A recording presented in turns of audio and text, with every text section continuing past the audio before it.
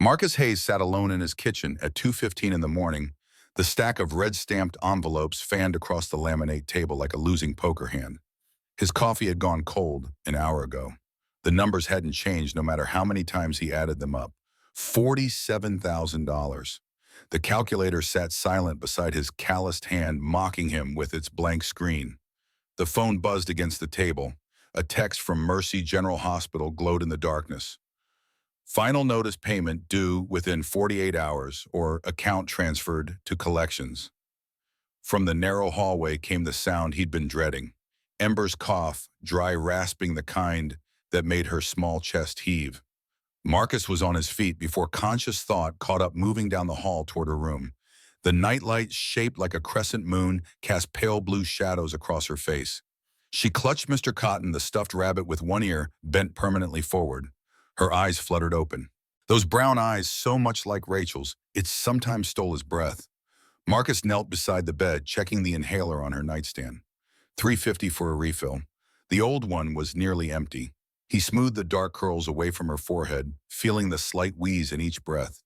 She drifted back to sleep within minutes, but Marcus stayed there on his knees, watching the rise and fall of her chest. 6 years old, first grade at PS 149. She'd lost her mother at 3 and didn't even remember Rachel's voice anymore. Some nights Marcus played old videos on his phone just so she could hear it, pretending it helped her, when really it was him clinging to echoes. Back in the kitchen, he opened his laptop. The browser history showed his desperate search. Second jobs, Queens, night shift carpentry, emergency loans, bad credit. Nothing that would bridge the gap between his skilled labor rate and what his daughter's lungs demanded. Then he saw it. Posted 2 hours ago on Craigslist, buried between ads for furniture movers and part-time drivers. Need presentable individual for family event. 2 weeks, 15,000, discretion essential. His finger hovered over the phone number. Presentable meant they wanted someone who looked the part. Discretion meant something wasn't quite legal, or at least wasn't quite honest. 15,000 would cover Ember's prescriptions for a year, buy some breathing room on the bills, keep the debt collectors from circling like gulls over chum.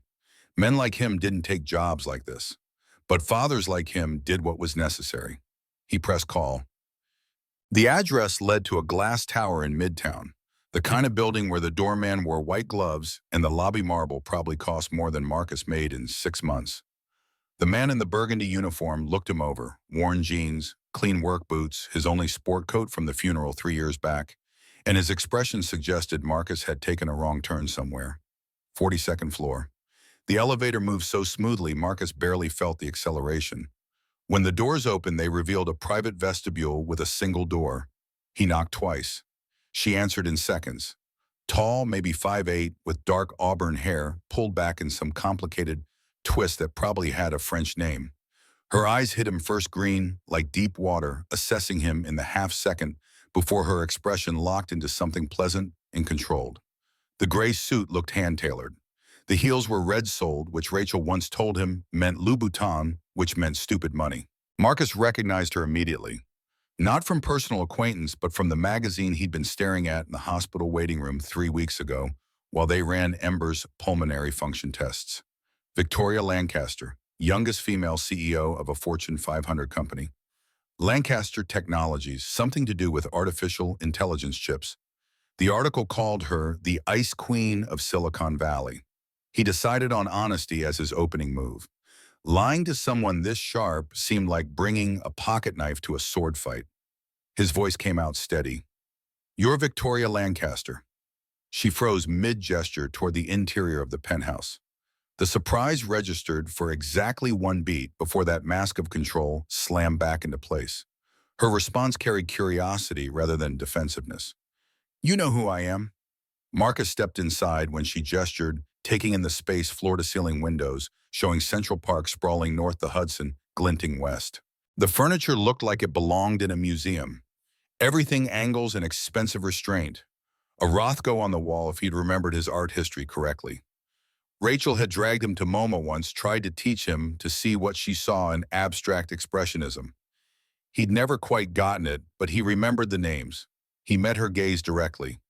"Saw you in Forbes, in the hospital waiting room. Youngest female tech CEO. Hard to forget a face like that." Something shifted in her expression, not pleasure at the compliment, but a kind of weary recognition. She'd heard versions of that line before, probably from men trying to leverage her looks into some kind of advantage. But Marcus hadn't meant it as flattery, just stating facts. She crossed her arms, the movement defensive despite the confident posture. You researched me before coming here. Marcus shook his head. Recognized you after I saw the address. I've got a 6-year-old daughter. I don't meet strangers at 2 in the morning without knowing who they are. Called a buddy who does security work. He pulled your name off the building directory, confirmed what I'd already guessed. That earned him a different look, something that might have been respect. She gestured toward the sitting area, all hard edges and uncomfortable-looking leather. They sat across from each other like negotiators about to discuss a hostage exchange. Victoria's directness matched his own. I need someone to pretend to be my boyfriend for 2 weeks. My parents are flying in from Boston tomorrow. They've been pressuring me about being single for years. I told them I was seeing someone just to get them off my back. Now they want to meet him. Marcus leaned back, the leather creaking under his weight. Why not actually date someone, woman like you? I imagine you've got options. Her laugh held no humor. Real relationships come with expectations, emotions, complications. I don't have time for any of those. But a business transaction, clear terms defined ending, no ambiguity, that I can manage. The honesty surprised him. Most people dressed up their deceptions in prettier language. Victoria Lancaster apparently didn't bother. He studied her, looking past the polished exterior to the tension in her shoulders, the faint shadows under her eyes that good makeup almost hid. Here was someone who worked too much and slept too little, running from something she didn't want to name. His voice dropped lower. I've got a daughter, Ember. She's 6. If I do this, she'll know it's temporary. I don't teach my kid to lie. Victoria nodded, and something in her posture relaxed fractionally. I appreciate that integrity. In fact, that's exactly why I need someone like you. My father was an aerospace engineer before he retired. He can spot a fake at 50 paces. He values men who work with their hands, who understand craft and skill. That's why I chose you. Marcus felt the pieces clicking into place. You didn't just post a random ad. Her smile was slight but genuine. 3 months ago, my company hosted a gala at the Heritage Building in Tribeca. You were there restoring the main staircase. I watched you work for 20 minutes, the way you matched the grain patterns, tested each piece before installing it, respected the original craftsmanship. You treated that 140-year-old wood like it mattered, like it deserved care. The admission caught him off guard. She'd been planning this, researching him, deciding whether he fit whatever profile she needed. It should have felt invasive. Instead, it felt oddly fair. At least she'd done her homework. Victoria's voice shifted to pure business. $15,000 much, plus, I'll cover all outstanding medical bills for Ember. I understand she has asthma, that you're carrying approximately $47,000 in debt from hospital visits and prescriptions. Marcus felt his jaw tighten. You dug deep. Her gaze didn't waver. I'm a CEO of an $8 billion company. I don't invite strangers into my life without thorough vetting. That includes credit checks, medical records, employment history. If it makes you feel better, your background came back clean. No criminal record, no red flags. Just a single father doing his best against a healthcare system designed to bankrupt people like you. The accuracy stung because it was true. Marcus had done nothing wrong except have a daughter with a chronic illness and a dead wife whose medical bills had drained their savings years before she actually died. Being responsible got you nowhere when the system was rigged. He forced himself to think past the anger, to calculate. $62,000 total. Ember's inhaler refills for 2 years. The debt collector's off his back. Maybe even a small cushion against the next emergency, because there would be a next emergency. There always was. But it meant selling something he'd never sold before. Not his labor or his skill, those he traded honestly every day. This would be selling the pretense of intimacy, of connection, of something real where nothing existed. It would be wearing his dead wife's husband role like a costume for a woman who wanted the appearance without the substance. His voice came out rougher than intended. I need one condition: no sleeping on couches. If there's overnight stays, I get my own space. Real space, not some fold-out in the living room. Victoria's eyebrow arched slightly. You'll have a proper guest room, Mr. Hayes. I'm hiring you to play a role, not provide additional services. I thought that was clear. Marcus stood extending his hand. Then we have a deal, Ms. Lancaster. Her grip was firm, businesslike, but her fingers felt cool against his palm. For just a moment, something flickered across her face, maybe relief, maybe resignation, maybe just exhaustion from carrying whatever weight pushed her to this particular solution. As he rode the elevator back down 42 floors, Marcus tried not to think about what Rachel would say if she could see him now. Tried not to imagine her disappointed expression, her quiet voice asking if this was really what he'd become. But Rachel was 3 years in the ground, and Ember was alive and struggling to breathe, and the choice between pride and survival wasn't really a choice at all. Wednesday evening found Marcus at his kitchen table again, but this time Ember sat across from him, swinging her legs and humming while she colored. She'd drawn a family portrait stick figures with carefully detailed faces. 3 people her Marcus, and one that might have been Rachel, or might have been a teacher she liked. Ember never quite said, and Marcus never asked. He waited until she'd finished before speaking, kneeling down so they were eye to eye, a trick he had learned from his own father decades ago. Respect meant meeting someone on their level, especially when that someone was small and scared and needed the truth. His words came slowly, choosing each one. Sweetheart, I need to tell you about something. I'm taking a job helping a woman solve a problem. She's going to pay me good money enough to cover your medicine and the bills, but it's different from my regular work. Ember's brown eyes regarded him seriously. Her crayon paused mid-stroke. What kind of problem? Marcus took a breath. Her parents are visiting. They worry about her being alone. So I'm going to pretend to be her boyfriend for 2 weeks, have dinner with them, spend time together, make them feel better. It's like playing pretend, except for grown-ups, and I get paid for it. The silence stretched. Ember processed information slowly, carefully, a trait she'd inherited from him, rather than Rachel's quick emotional intuition. Finally, she set down the purple crayon she'd been using for the sky. Her question cut straight to her deepest fear. Do I have to go away? Marcus felt something crack in his chest. He pulled her into his lap, feeling her small weight settle against him. No, baby, never. You'll stay with Mrs. Henderson next weekend. She said you can help bake cookies. During the week, you'll be home with me like always. This doesn't change us. But Ember's next words showed how thoroughly she understood the world now.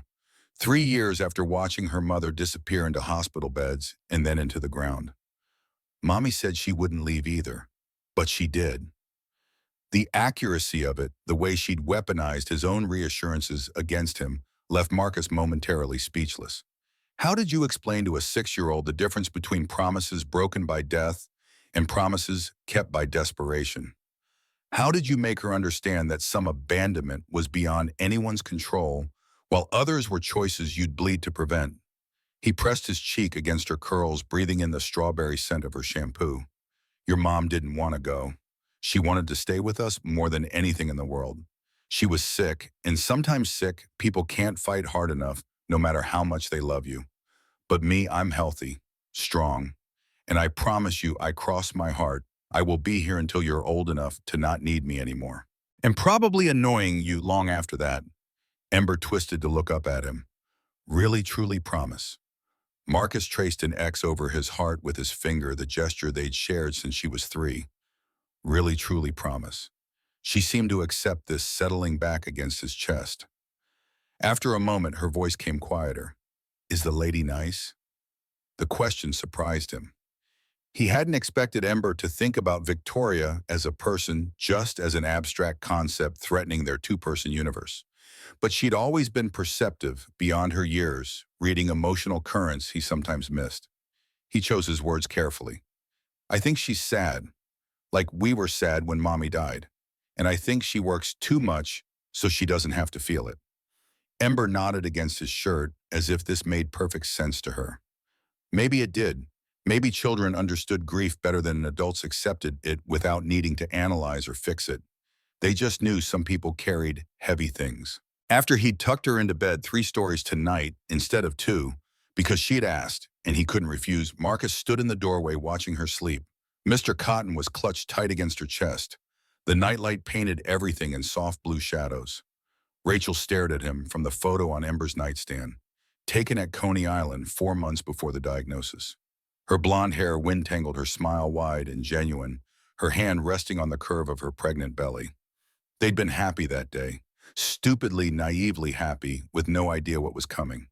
He'd promised Rachel something too in those final hours when the morphine made her words slur, but her grip on his hand stayed iron tight. She'd made him swear not to let her death stop him from living, not to turn their love into a cage that trapped him in the past.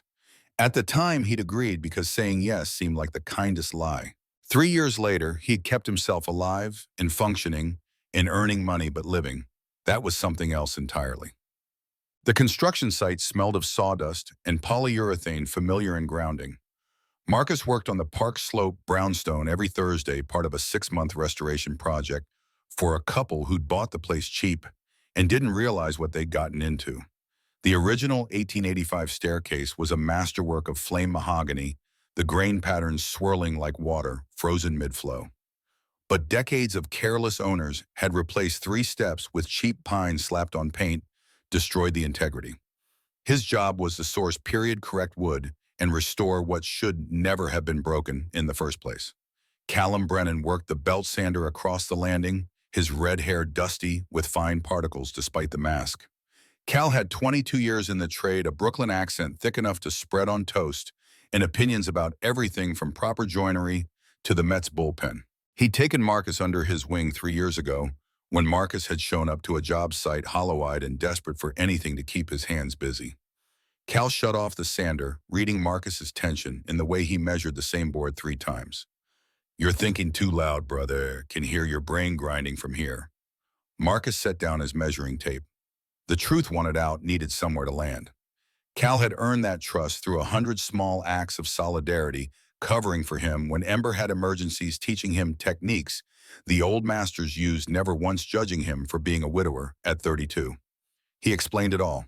The ad, Victoria Lancaster, the money, the pretense. Cal listened without interrupting his expression, cycling through surprise, concern, and finally something that might have been grudging understanding. When Marcus finished, Cal was quiet for a long moment. Then he laughed, but it wasn't mockery. "You, playing boyfriend to a billionaire. Holy shit, Marcus. You know how to talk to women like that?" Marcus felt his shoulders hunch defensively. "That's the problem. I only know how to be myself. Rachel was a nurse, practical, real, no games. This is different." Cal moved closer, gripping Marcus's shoulder with a hand as calloused as his own. "Listen up, buddy. You're the best carpenter I've ever worked with. You know why? Because when you look at a piece of wood, you see its whole story. What tree it came from, how it was cut, what weather it survived. You read history in grain patterns like normal people read books." Marcus frowned, not following the connection. Cal's grip tightened. The older man's voice carried absolute certainty. "That skill, that's seeing you use it on people too. You read them. You understood Rachel wasn't just a nurse. She was someone who'd seen enough pain to know what mattered. Apply that here. Don't pretend to be someone you're not. Be yourself and pay attention to who she actually is under all that money and armor." The words settled into Marcus like a blade finding its sheath. Cal was right. The worst mistake would be trying to perform some version of sophistication he didn't possess. Victoria had chosen him specifically because he was a carpenter, because he worked with his hands, because he represented something her world apparently lacked. Betraying that would undermine the entire arrangement. Cal released his shoulder, picking up a piece of the replacement mahogany Marcus had sourced from a demolition company in Red Hook. He ran his thumb along the grain, his expression approving. His voice went quieter. "This wood, it's beautiful because it's honest. No veneer hiding particle board, no fake finish pretending to be something else. Just good, solid, true material that'll last another 100 years if they're treated right." He looked up, meeting Marcus's eyes directly. "You're good, solid material, Marcus. Don't let money or nerves make you forget that." Marcus nodded, something loosening in his chest. Cal clapped him on the back, then returned to his sanding. They worked in companionable silence for another hour, before Cal mentioned that his wife Claire had offered to take Ember anytime Marcus needed backup childcare. The kids could play together, and Claire missed having a little girl around since their 2 boys had hit the teenage years and become incomprehensible. This was what brotherhood looked like in middle age. Not grand declarations or dramatic rescues, but quiet offers of help and the kind of support that asked for nothing in return except that you do the same when your turn came around. Victoria Lancaster's office occupied the corner of the 40th floor at Lancaster Technologies headquarters, a glass and steel monument to innovation in the financial district. At 11:30 at night, she had the entire floor to herself. The cleaning crew had finished hours ago. The markets had closed. Her inbox held another 200 messages, but her eyes burned too badly to read them anymore. She stood at the window, forehead pressed against the cool glass, watching the city pulse and glow below. From this height, individual people disappeared. Only patterns remained, traffic flowing lights winking on and off the great organism of Manhattan, breathing in its sleep. Diane Brooks appeared in the doorway, her reflection visible in the window. 50 years old, iron gray hair and a practical bob, the kind of unflappable competence that made her worth double her already substantial salary. She'd been Victoria's executive assistant for 7 years, which meant she'd witnessed the worst of the workaholic spiral and stayed loyal through it all. Her voice carried gentle reprimand. "You should go home. You look like hell." Victoria didn't turn around. "I need to finish the Nakamura presentation. The board meeting is Monday." Diane crossed the office, setting a cup of proper espresso, not the swill from the break room, on Victoria's desk. "The presentation is finished. You've revised it 4 times. At this point, you're just moving pixels around to avoid going back to that empty penthouse." The accuracy stung. Victoria finally turned, accepting the espresso. Diane was one of maybe 3 people who could speak to her like this honestly, without fear, treating her like a human rather than a title. It was simultaneously comforting and exhausting. She deflected with practicality. "Did you finalize the arrangements for my parents?" Diane's expression shifted to something more concerned. "Hotel suite booked at the Langham. Dinner reservations Friday, brunch Saturday. And speaking of which, are you certain about this Marcus Hayes situation?" Victoria sipped the espresso, buying time to frame her response. "It's a logical solution. My parents need to see I'm capable of maintaining a relationship. Marcus needs money for his daughter's medical care. Everyone gets what they need. No one gets hurt." Diane settled into the chair across from Victoria's desk, the one reserved for confidential conversations. "Except relationships aren't logical, and your parents aren't stupid. They'll dig. They'll ask questions. What happens when they fall in love with him and then he disappears in 2 weeks?" The question hit closer to home than Victoria wanted to acknowledge. She'd built her entire post-Daniel life on the principle that emotions were liabilities, that control and logic could replace the messy unpredictability of human connection. This arrangement fit that worldview perfectly, a problem solved through clear terms and financial incentive. But Diane was pointing at the flaw in the architecture. Her parents would invest emotionally even if Victoria didn't. They'd see Marcus as hope, as proof their daughter could move forward. And when he vanished, they had hurt all over again. Victoria set down her espresso, the cup rattling slightly against the saucer. "Then I'll deal with that in 2 weeks. Right now, I need them off my back about Preston and every other man they've tried to set me up with. I need them to stop looking at me with that worried expression, like I'm one breakdown away from institutionalization." Diane's silence spoke volumes. Finally, she stood, smoothing her skirt. "For what it's worth, I looked at Marcus Hayes' background. The man's been through hell and came out the other side, still putting his daughter first. That's rare. Don't underestimate him." After Diane left, Victoria returned to the window. The espresso sat forgotten, growing cold. Her reflection stared back from the glass, 34-years-old CEO of a Fortune 500 company, worth somewhere in the 9 figures personally. On paper, she had everything. In practice, she had a penthouse, she barely saw a company that consumed every waking hour, and a growing suspicion that she'd traded her humanity for success and couldn't figure out how to buy it back. 7 years. That's how long since Daniel had died in the passenger seat while she walked away with scratches. 7 years of building Lancaster Technologies from a promising startup into a juggernaut, of proving to herself and the world that she'd been right about the IPO, about aggressive expansion, about sacrificing everything for growth. The memory came unbidden, sharp-edged despite the years. Rain hammering the windshield. Daniel's voice rising in frustration, his hands gesturing too broadly in the confined space. They'd been arguing about going public. He wanted to stay private and controlled. She wanted the capital to scale rapidly. Same fight they'd been having for months, each conversation a little more bitter than the last. Her own voice echoing back through time. You don't understand business. You're so busy being careful that you can't see the opportunity. Daniel turning to respond, his face illuminated by passing headlights. Her looking at him instead of the road just for 1 second, needing him to understand, to agree to stop being so cautiously stubborn about their company's future. The red light she didn't see, the truck that shouldn't have been there, the sound of impact metal and glass, and the horrible silence after. She'd crawled out of the wreckage with a concussion and cuts from the shattered window. Daniel had died before the ambulance arrived, and the company they'd been fighting about now worth $8 billion. Every success felt like she was building a monument to her being right and him being dead because of it. Victoria pressed her palm against the glass, feeling the cold seep into her skin. She'd stopped going to therapy after the first year because the therapist kept using words like survivor's guilt and self-punishment in suggesting she forgive herself. But forgiveness seemed like erasure. If she stopped feeling guilty, what would that say about Daniel's death? That it was acceptable, that she'd moved on. So instead she worked. 16-hour days became 18, became 20. Sleep became a nuisance, food became fuel, and relationships became something other people had. The work was pure concrete problems with logical solutions. No one died if she chose the wrong market strategy. At worst, people lost money, which was recoverable. Losing people, that was permanent. Her phone buzzed with a text from her father asking what time tomorrow. Looking forward to meeting Marcus, her mother sent her love. The message carried such warmth and hope that Victoria felt something twist painfully in her chest.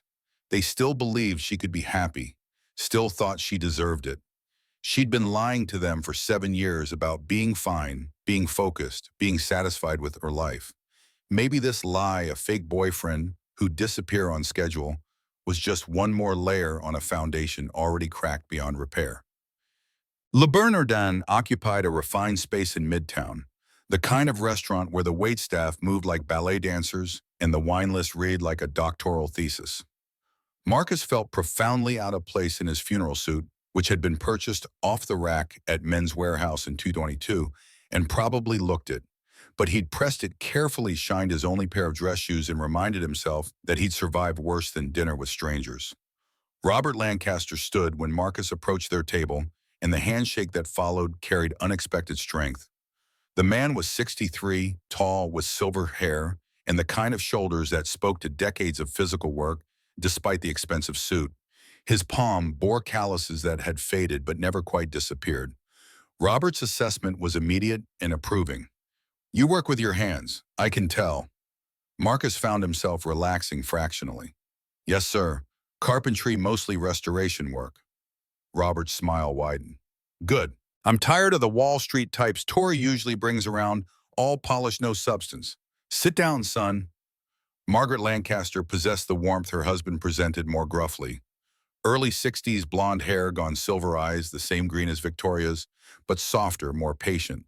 She took Marcus's hand in both of hers, and her smile held genuine welcome rather than polite assessment.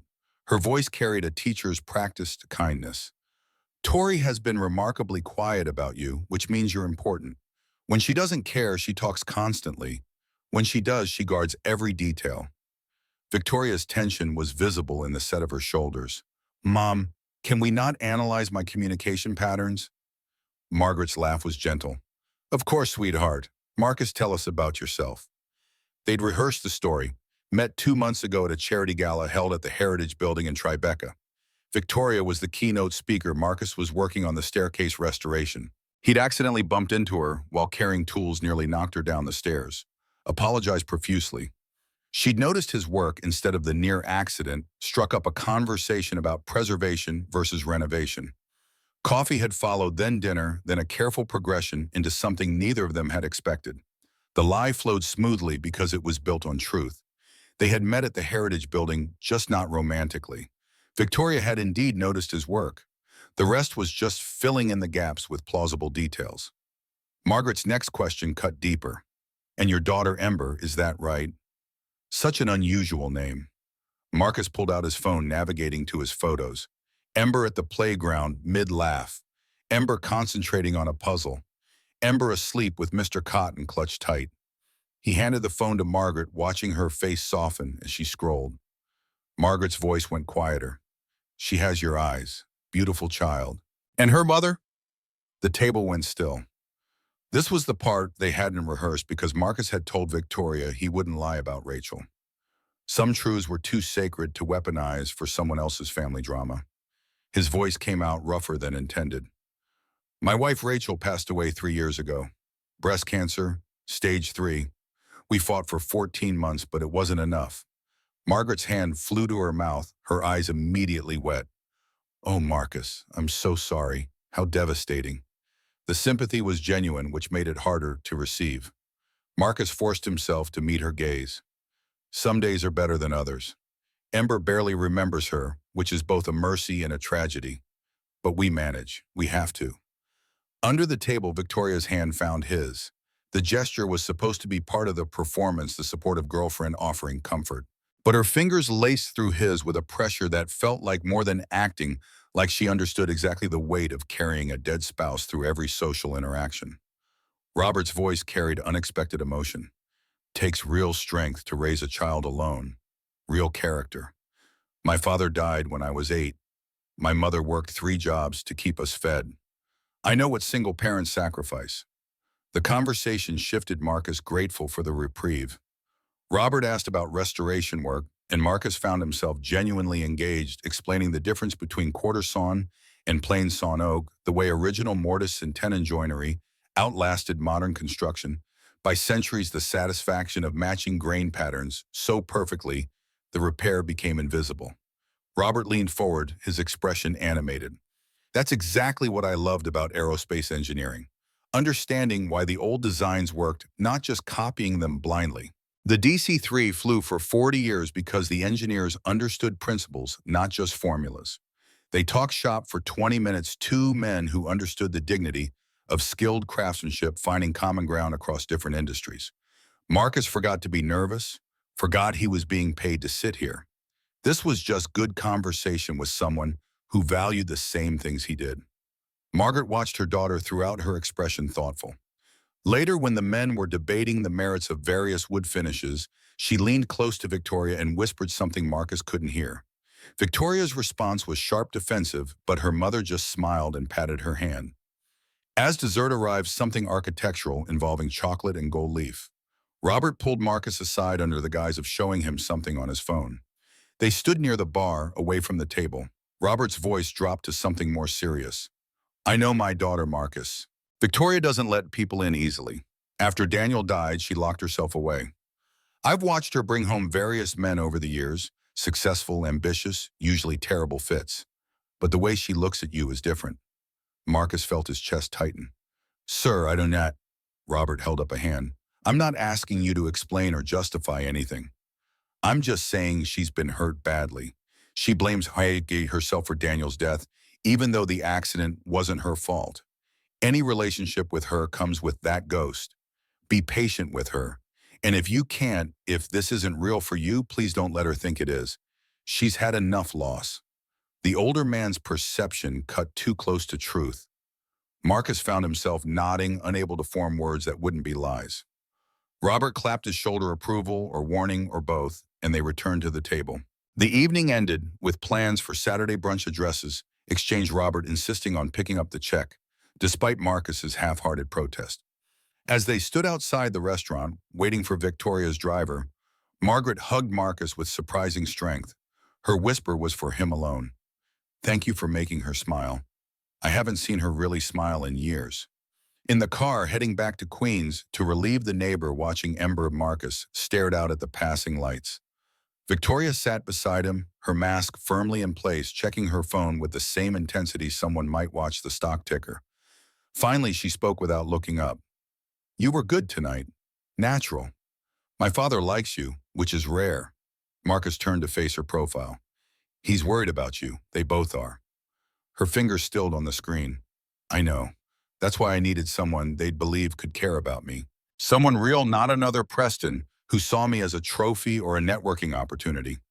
The honesty disarmed him. Is that what you think people see? A trophy? Victoria's laugh held no amusement. I'm worth 9 figures personally, Mr. Hayes. My company is worth billions. Every person I meet calculates what I can do for them before they learn my favorite color. That's just reality.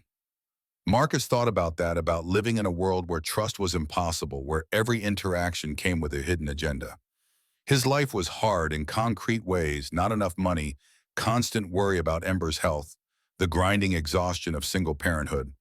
But at least when people helped him, they did it because they genuinely wanted to. Cal offering childcare didn't come with strings. Mrs. Henderson, watching Ember for a few extra hours, asked nothing in return. His voice came out gentler than he'd planned. For what it's worth, your father didn't calculate anything tonight. He just saw his daughter with someone who treated her like a person instead of a position. Victoria finally looked at him, something vulnerable flickering in her green eyes before she locked it away. That's because he doesn't know this is fake. The moment the transaction ends, so does the illusion. The driver pulled up to Marcus's building. Victoria's gaze traveled over the modest facade, the graffiti on the corner bodega, the real Brooklyn that existed outside tourist brochures. If she judged, her expression didn't show it. Marcus gathered his jacket. Same story for tomorrow, the Heritage Building. Meet cute. Victoria nodded. Brunch at Sarah Beth's, 10 o'clock. I'll pick you up at 9:30. He paused with his hand on the door. Thank you. For tonight. For the money. For all of it. This helps more than you know. Her smile was small but seemed genuine. You earned it. Good night, Marcus. Walking up the 3 flights to his apartment, Marcus tried to separate performance from reality, professional courtesy from actual connection. But Victoria's hand finding his under the table kept replaying in his mind, and he couldn't quite convince himself it had been entirely fake. Saturday morning arrived with unexpected warmth. March pretending it might actually become spring. Victoria's text came at 8. Plans changed. Bring Ember. Mrs. Henderson's sick. Marcus's neighbor had called at 7, apologetic and congested, unable to watch Ember as planned. He'd been about to cancel, to apologize, to reset the timeline. But Victoria had offered an alternative before he'd even asked. Ember wore her favorite denim dress, her dark curls partially tamed by Marcus's attempts at a ponytail. She clutched Mr. Cotton tight, her anxiety visible in the way she stayed pressed against Marcus's leg when Victoria's car pulled up. Victoria emerged looking different: jeans, a cashmere sweater, in dove gray sneakers that probably cost more than Marcus's monthly rent, but at least were recognizable as normal clothing. Her hair fell loose around her shoulders, and without the armor of business attire, she looked younger, more uncertain. She knelt to Ember's eye level, and Marcus recognized his own technique being deployed. Smart woman adapting to her audience. Victoria's voice lost its corporate edge, becoming something softer. Hi, Ember. I'm Victoria. I like Mr. Cotton. Is he a good rabbit? Ember's whisper barely carried. He helps me be brave. Victoria nodded seriously. That's important work for a rabbit. I had a stuffed elephant when I was little. Her name was Penelope. She helped me be brave too. Ember peeked up from behind Marcus's leg. What happened to Penelope? A shadow crossed Victoria's face. She's in a box in my parents' attic now. But I remember how she made me feel safe, especially during thunderstorms. This small confession, this admission of childhood fear and the comfort of a toy, seemed to reassure Ember more than any amount of adult pleasantries could have. She loosened her grip on Marcus's jeans, slightly studying Victoria with open curiosity. Sarah Beth's was busy with the Saturday brunch crowd, but Victoria's name secured them a corner table near the windows. Robert and Margaret were already waiting, their faces lighting up when they saw Ember. Margaret crouched down immediately. You must be Ember. Your daddy told us about you. What a pretty dress. Ember's natural shyness warred with her need for approval.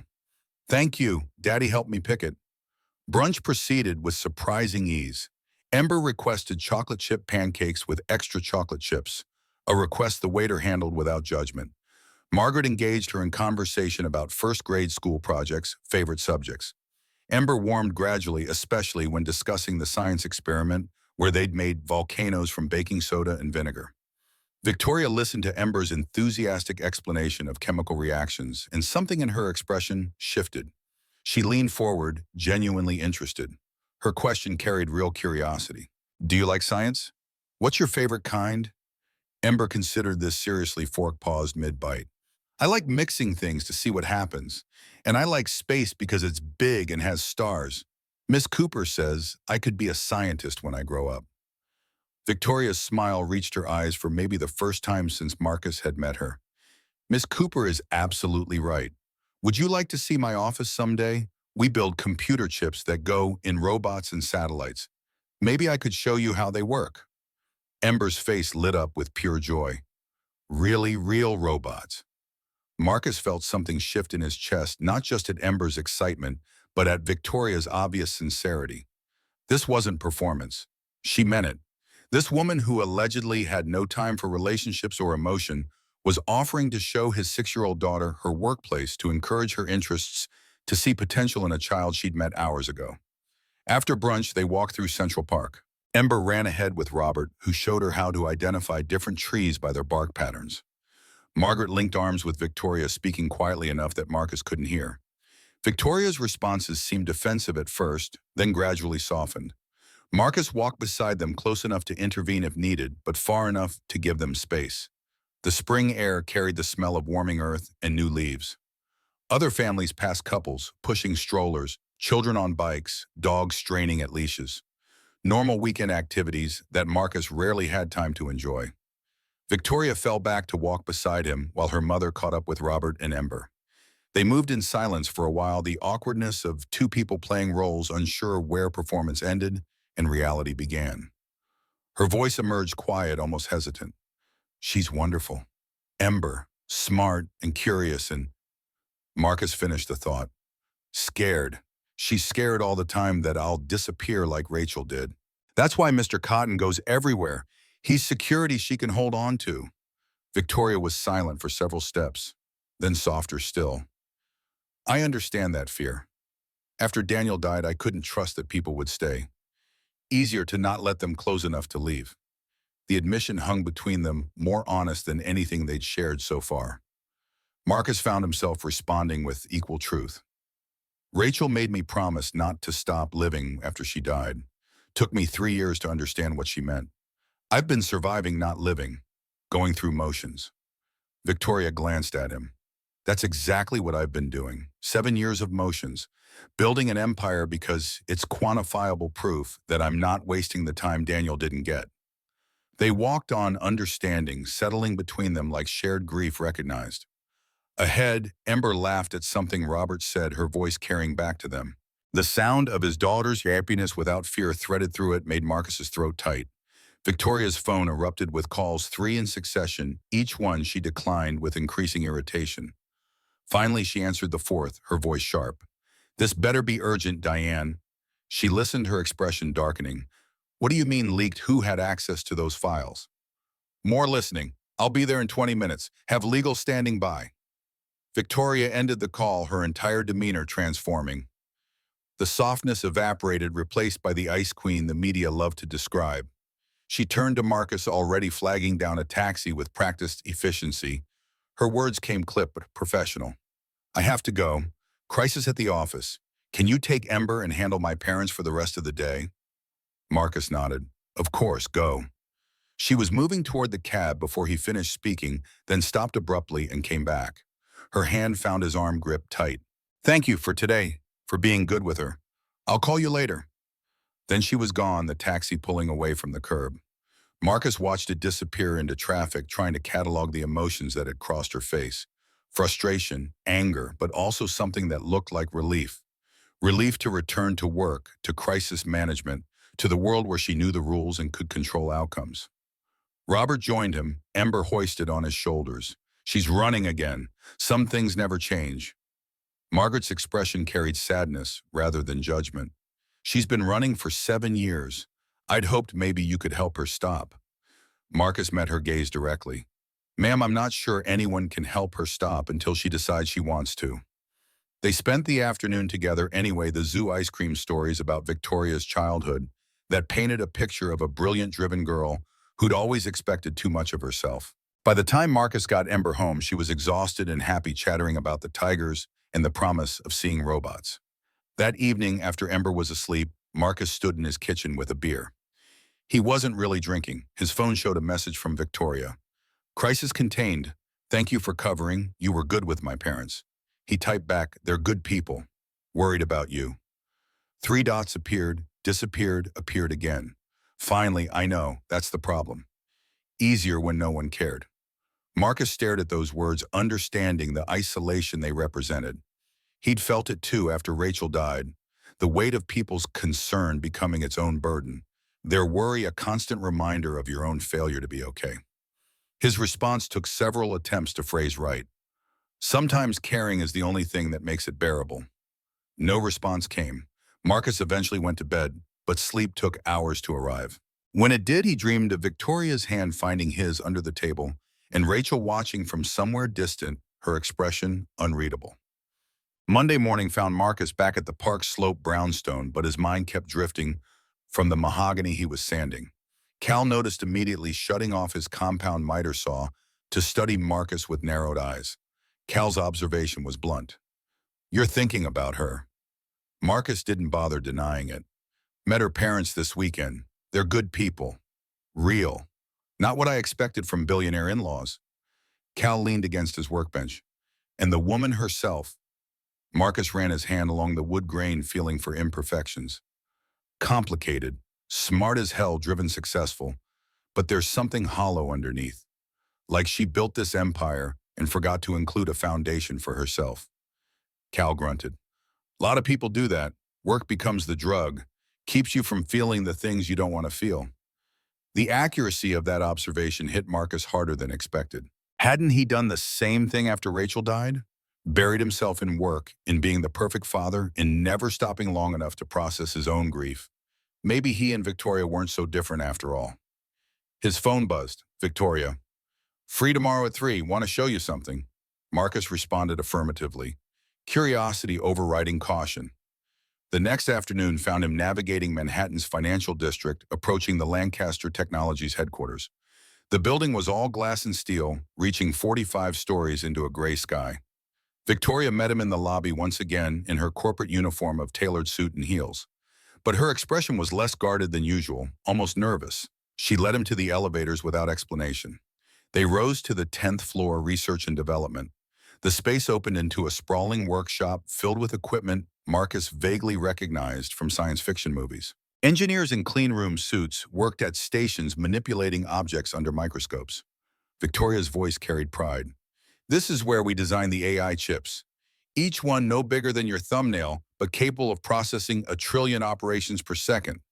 She walked him through the process, her passion evident in every word. The way silicon wafers were etched with patterns too small for human eyes to see. The testing protocols ensuring each chip met specifications. The applications ranging from autonomous vehicles to medical diagnostics to space exploration. Marcus listened, genuinely fascinated. This was craftsmanship too, just at a microscopic scale. The same attention to detail, the same pursuit of perfection, the same satisfaction in making something that would outlast its creator. They ended in her office on the 40th floor. She poured coffee from an expensive machine that probably cost more than his truck, and they sat in the uncomfortable modern chairs facing the windows. Victoria's voice went quieter. I wanted you to see this, to understand what I'm building. Why I can't just walk away or slow down or stop for the sake of things like normal relationships. Marcus sipped the coffee, excellent, predictably. You're trying to justify why you hired me instead of actually dating someone. Her expression flickered. Maybe, or maybe I wanted someone to see what matters to me without immediately trying to change it or fix me, or tell me I need better work-life balance. Marcus set down his cup. Your parents said Daniel and you started this company together. Victoria's face went carefully blank. We did, 10 years ago, fresh out of MIT, full of ideas and stupidity. We worked from his garage, barely making rent, eating ramen and drinking bad coffee. It was the happiest I've ever been. On the past tense carried weight. Marcus waited, knowing she needed to get to the hard part in her own time. Her voice remained steady, clinical. 7 years ago, we were arguing about going public. I wanted to IPO, use the capital to scale rapidly. Daniel wanted to stay private and controlled. We fought about it for months. That night, the night he died, we were having the same argument. I was driving. I was angry. I turned to look at him instead of watching the road. There was a truck. I didn't see the red light. Marcus felt his chest constrict. He'd guessed some version of this, but hearing it stated so baldly hit differently. Victoria continued, her gaze fixed on the windows. Daniel died instantly. I walked away with cuts and bruises. And the company we were fighting about, I took it public 6 months later. Grew it from 20 million to 8 billion in 7 years. Proved I was right about everything, except being right cost him his life. Marcus chose his words carefully. You didn't kill him. An accident did. Her laugh was bitter. I was distracted. I was the one driving. If I'd been watching the road instead of trying to win an argument, he'd still be alive. We'd probably be working together in some mid-sized company nobody's heard of, and he'd have the wife and kids he wanted. Marcus leaned forward. You can't know that. You can't live in hypotheticals. Victoria finally looked at him. Can I? Because I've spent 7 years doing exactly that. Every success feels like I'm dancing on his grave. Every milestone is proof that I valued this. She gestured at the office, the view, the empire beyond, more than I valued him. The raw pain in her voice cracked something open in Marcus. He understood survivor's guilt intimately. The irrational but persistent conviction that he should have saved Rachel somehow, that better insurance or earlier detection, or any of 1,000 impossible things might have changed the outcome. His voice came out rougher than intended. I blamed myself when Rachel died. Thought if I'd made more money, gotten better insurance, forced her to go to the doctor sooner when she first found the lump, maybe she'd still be here. Spent 2 years thinking every decision I'd made was wrong.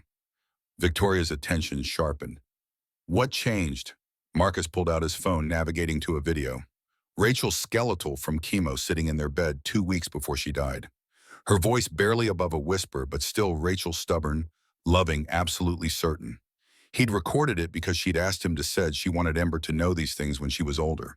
He turned the screen toward Victoria. Rachel's image smiled weakly at the camera. Rachel's recorded voice carried across years. Marcus, if you're watching this after I'm gone, stop blaming yourself. You gave me 6 beautiful years and a daughter I love more than breathing. You did everything humanly possible. Now do one more thing live, actually live. Don't let my death come your excuse for hiding. Victoria watched the entire minute-long clip, her expression carefully neutral, until a single tear tracked down her cheek. Marcus pocketed the phone. She was right. Guilt was easier than grief. If I blamed myself, I had control. I could imagine I'd made the wrong choices instead of accepting that sometimes terrible things just happen. Victoria wiped her face roughly. How do you let go? Marcus shook his head. You don't, not completely, but you stop letting it be the only thing that defines you. You remember they wanted you to be happy, not to punish yourself forever. They sat in silence as the city moved below them, thousands of lives intersecting and separating, each person carrying their own weight of memory and regret. Victoria's phone rang Diane with another crisis. She sent it to voicemail for maybe the first time in years. When it rang again, she finally answered but kept it brief. Handle it. I'm busy. After she hung up, Victoria stood and moved to the windows. Marcus joined her. Both of them reflected faintly in the glass. Her voice came quietly. This isn't fake anymore, is it? Whatever this is between us. Marcus felt the truth of it settle in his bones. No, I don't think it ever really was. Victoria turned to face him. That scares me. Caring about people means they can leave, disappear. I'm not sure I can do that again. Marcus understood that fear intimately. I'm not sure I can either, but maybe that's why this works. We both know the cat. We're not going in blind. She searched his face for something, reassurance, permission, confirmation that he felt this impossible thing too. Whatever she found seemed to satisfy her. She leaned forward, resting her forehead against his shoulder. Not a hug exactly, more like letting herself be held up for just a moment. Marcus's arms came around her, carefully aware they were crossing a line neither of them could uncross. Her expensive perfume mixed with coffee and the faint scent of solder from the workshop below. She felt small in his arms despite her height, like all her armor had been temporarily set aside. They stood like that for several minutes while New York moved below them, oblivious and infinite. Wednesday evening, Marcus and Victoria had dinner with her parents at a small Italian restaurant in Greenwich Village. Ember came too, at Robert's insistence. The meal proceeded pleasantly, good food, easy conversation. Ember charming everyone by asking Robert detailed questions about airplane design. But Victoria's phone wouldn't stop buzzing. 3 times during appetizers, twice during the main course. She kept declining the calls, her jaw getting tighter each time. Robert's patience snapped during dessert. Victoria, just answer it. We all know you're only half here anyway. Victoria's voice went cold. Dad, I'm having dinner with my family. It can wait. Robert set down his fork. Can it? Because you've been telling us things can wait for 7 years. Next month you'll have time. Next quarter you'll slow down. Next year you'll take a real vacation. But next never comes, does it? Margaret touched his arm. Robert, not here. But Robert was done being patient. When, Victoria? When do you finally forgive yourself? When do you stop punishing yourself for something that wasn't your fault? Victoria stood abruptly, her chair scraping. You don't know what you're talking about. Robert stood too, his voice rising. Michael wouldn't have wanted this. He loved you. He'd be devastated to see what you've become, a workaholic hiding behind success because you're too afraid to actually live. Victoria's face went white. Don't you dare tell me what Michael would have wanted. The restaurant had gone quiet, other diners watching the scene unfold. Ember pressed against Marcus, scared by the raised voices. Margaret looked stricken. Victoria grabbed her purse, her movements sharp. I need air. She was out the door before anyone could respond. Marcus stood torn between following and staying with Ember. Margaret made the decision for him. Her voice was gentle but firm. Go. She needs someone right now, even if she won't admit it. Marcus found Victoria half a block away, standing against a building, arms wrapped around herself. The spring evening had turned chilly, and she wore only a thin cardigan over her dress. He shrugged off his jacket and draped it over her shoulders without asking permission. She didn't push it away. I'm sorry you had to see that. Marcus leaned against the wall beside her. Your dad's worried. They both are. Victoria's laugh held no humor. They don't understand. No one does. Marcus waited, giving her space to get to what she really wanted to say. The street was quiet for Manhattan, a Wednesday evening, in a residential neighborhood, most people already home. Finally, Victoria spoke. Michael wasn't just my fiancé. He was my best friend. We met at MIT freshman year, 2 kids from nothing trying to prove we belonged. We built the company together from absolute zero, equal partners in everything. She paused, gathering herself. But I was always more ambitious. I wanted to change the world. Michael wanted a comfortable life and family. The night he died, we were fighting about the iPhone. I was driving too fast because I was angry. I turned to yell at him instead of watching the road. The truck came out of nowhere, and I killed the person I loved most because I valued winning an argument more than his safety.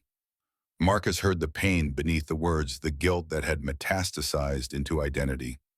Victoria, listen to me. I've spent 3 years blaming myself for Rachel's death, wondering if I'd made more money, gotten better insurance, noticed symptoms sooner, maybe she'd be alive. But grief doesn't work that way. We can't rewrite the past. Victoria turned to him. Then what do we do? How do we live with it? Marcus met her gaze directly. We honor them by not wasting the life they don't get to have. Rachel made me promise not to stop living. I think Michael would say the same thing. Something broke in Victoria's expression. Tears she'd been holding back for possibly years spilled over, and she made a sound that was half sob, half gasp. Marcus pulled her into his arms, and she collapsed against him, crying in a way that felt like purging poison. He held her while she shook, while pedestrians walked past awkwardly, while the city noise continued around them, indifferent. Eventually the storm passed. She pulled back, wiping her face with her hands, her mascara ruined, but her eyes clearer. Victoria's voice came out hoarse. I don't cry. I never cry. Marcus thumbed away a remaining tear. Maybe that's the problem. She looked at him, really looked, seeing past the arrangement and the money and the temporary nature of their agreement. What passed between them was recognition. 2 broken people finding matching pieces in each other's damage. Victoria kissed him, not tentative or questioning, but with the desperation of someone finally allowing themselves to feel. Marcus kissed her while tasting salt and coffee, and something he'd thought he'd never experience again after Rachel possibility. When they broke apart, both breathing hard, Victoria's expression mixed fear and relief. This wasn't supposed to happen. Marcus kept his hands on her waist, anchoring them both. No, but it did. Victoria's phone buzzed in her purse. She pulled it out, glanced at the screen, and for once ignored it completely. Then her expression changed, going from soft to sharp in an instant. She showed him the screen. A text from an unknown number. Stop Nakamura deal or people you love get hurt. Ember looks sweet at PS 149 playground, would be shame if something happened. Attached was a photo of Ember at school recess taken from across the street. Today's date was visible on a playground sign in the background. Marcus felt cold flood his system, every protective instinct slamming into high alert. His voice came out dangerous, barely controlled. Who the fuck threatens my daughter? Victoria was already dialing her face hard. Someone who just made a very bad mistake. Marcus had Ember out of PS 149 within the hour. Victoria made 3 phone calls from the back of her car while he drove first to Diane coordinating security, second to someone she called only Montgomery, third to a lawyer whose name Marcus didn't catch. Her voice stayed level throughout pure business efficiency, but her free hand gripped the seat hard enough that her knuckles went bloodless. They picked up Ember during afternoon recess. Marcus walked straight past the school secretary's protests, Victoria's corporate presence smoothing objections before they fully formed. Ember looked up from the sandbox confused when her father appeared in the playground. Mr. Cotton clutched under one arm. Marcus's voice came out steady despite the fear churning in his gut. Hey, sweetheart, we're going on an adventure. Going to visit Grandpa and Grandma Hayes upstate for a few days. Ember's face lit up. His parents had a small farm in Columbia County, chickens and apple trees, and all the space a city kid could want. But her smile faltered when she saw his expression, that uncanny ability children have to read adult fear through any mask. Her voice went small. Did I do something bad? Marcus knelt, pulling her close. No, baby, never. You're perfect. This is grown-up stuff, nothing to do with you. But I need you somewhere safe while I handle it. Victoria stood back, giving them space, but watching with an intensity that suggested she was cataloging this interaction for future reference. When they walked back to the car, Ember's small hand found Victoria's automatically, a gesture that seemed to surprise them both. The drive north took 2 hours through increasing green. Marcus's parents lived on 12 acres they'd bought 40 years ago, when land was cheap and dreams were affordable. His father, Kenneth Hayes, came out of the barn, wiping his hands on a rag, when the car pulled up the gravel drive. 71, still broad-shouldered, moving with the careful deliberation of someone whose back had given him trouble for a decade. Kenneth's eyes went from Marcus to Victoria to Ember, reading the situation faster than Marcus could explain. His mother, Constance, emerged from the house in her gardening apron, her silver braids swinging. Marcus's voice came out rougher than intended. Dad, I need you to keep Ember for a few days. There's a situation. Someone made threats. Kenneth's expression went hard. He'd served 2 tours in Vietnam before Marcus was born, came back different, according to family stories. But he'd built a quiet life here, raised 2 sons, never spoke about what he'd seen. Now that old vigilance reasserted itself in the set of his shoulders. Kenneth's response was immediate. She'll be safe here. Anyone comes near this property uninvited, they'll regret it. Constance already had her arms around Ember, ushering her toward the house with promises of fresh cookies and checking the chicken coop for eggs. Ember looked back once, uncertain, but the cookies won out. Marcus gave his father the short version, the arrangement with Victoria, the fake relationship that had stopped being fake, the business deal worth billions, that someone wanted stopped badly enough to threaten a 6-year-old. Kenneth listened without interrupting his expression, giving away nothing. When Marcus finished, his father gripped his shoulder. You did right bringing her here. I've got the shotgun cleaned and your brother's coming up tomorrow with his dogs. We'll keep watch.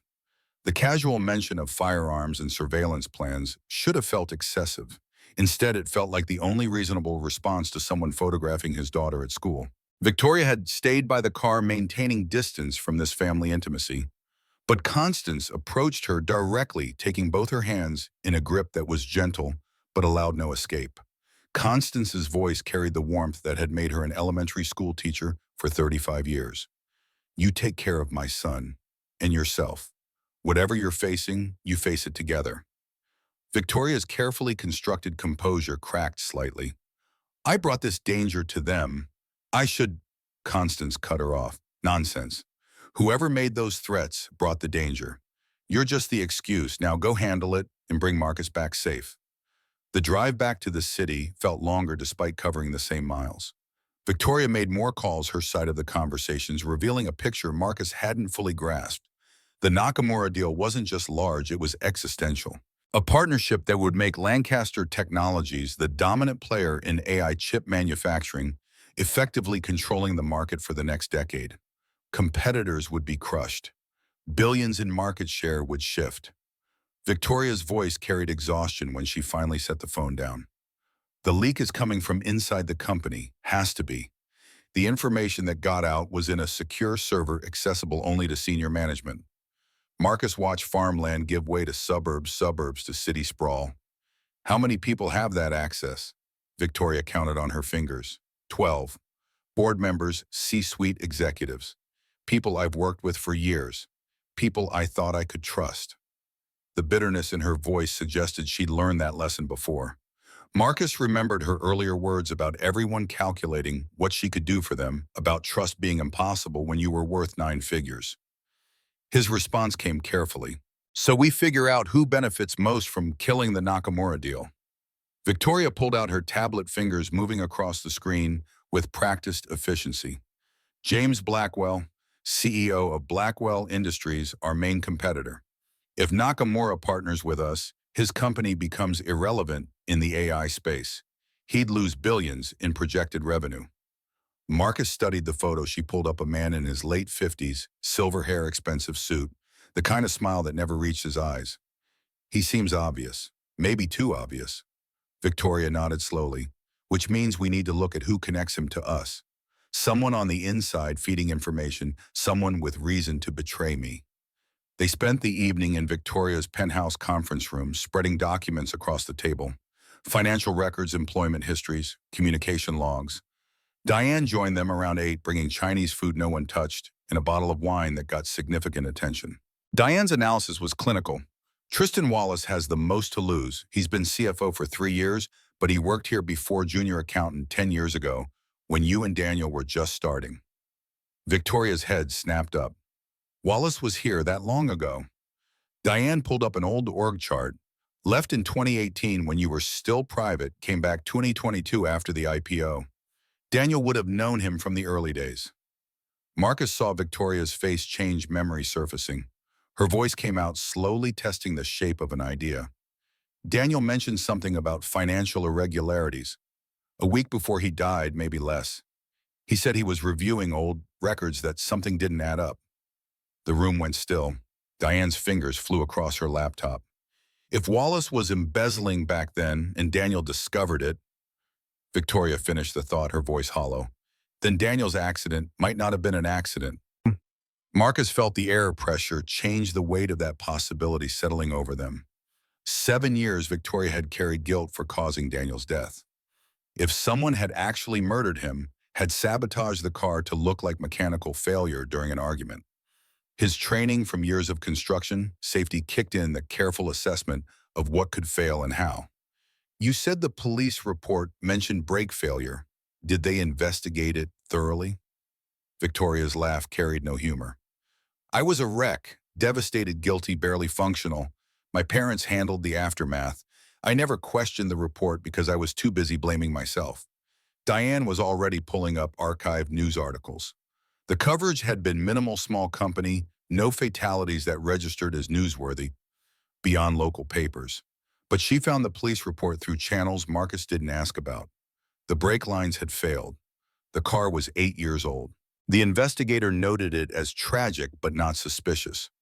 Victoria stared at the scanned document. I had the car serviced 2 days before the accident. Full inspection. The mechanic said everything was fine. Marcus leaned over to read the report. Which mechanic is he still around?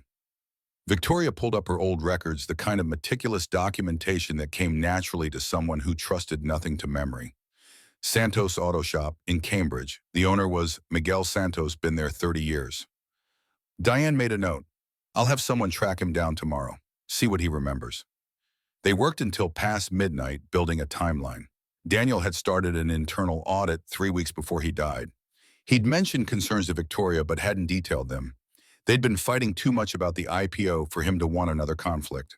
A week before the accident, he'd contacted a lawyer. The lawyer had no record of what Daniel wanted to discuss because the meeting never happened.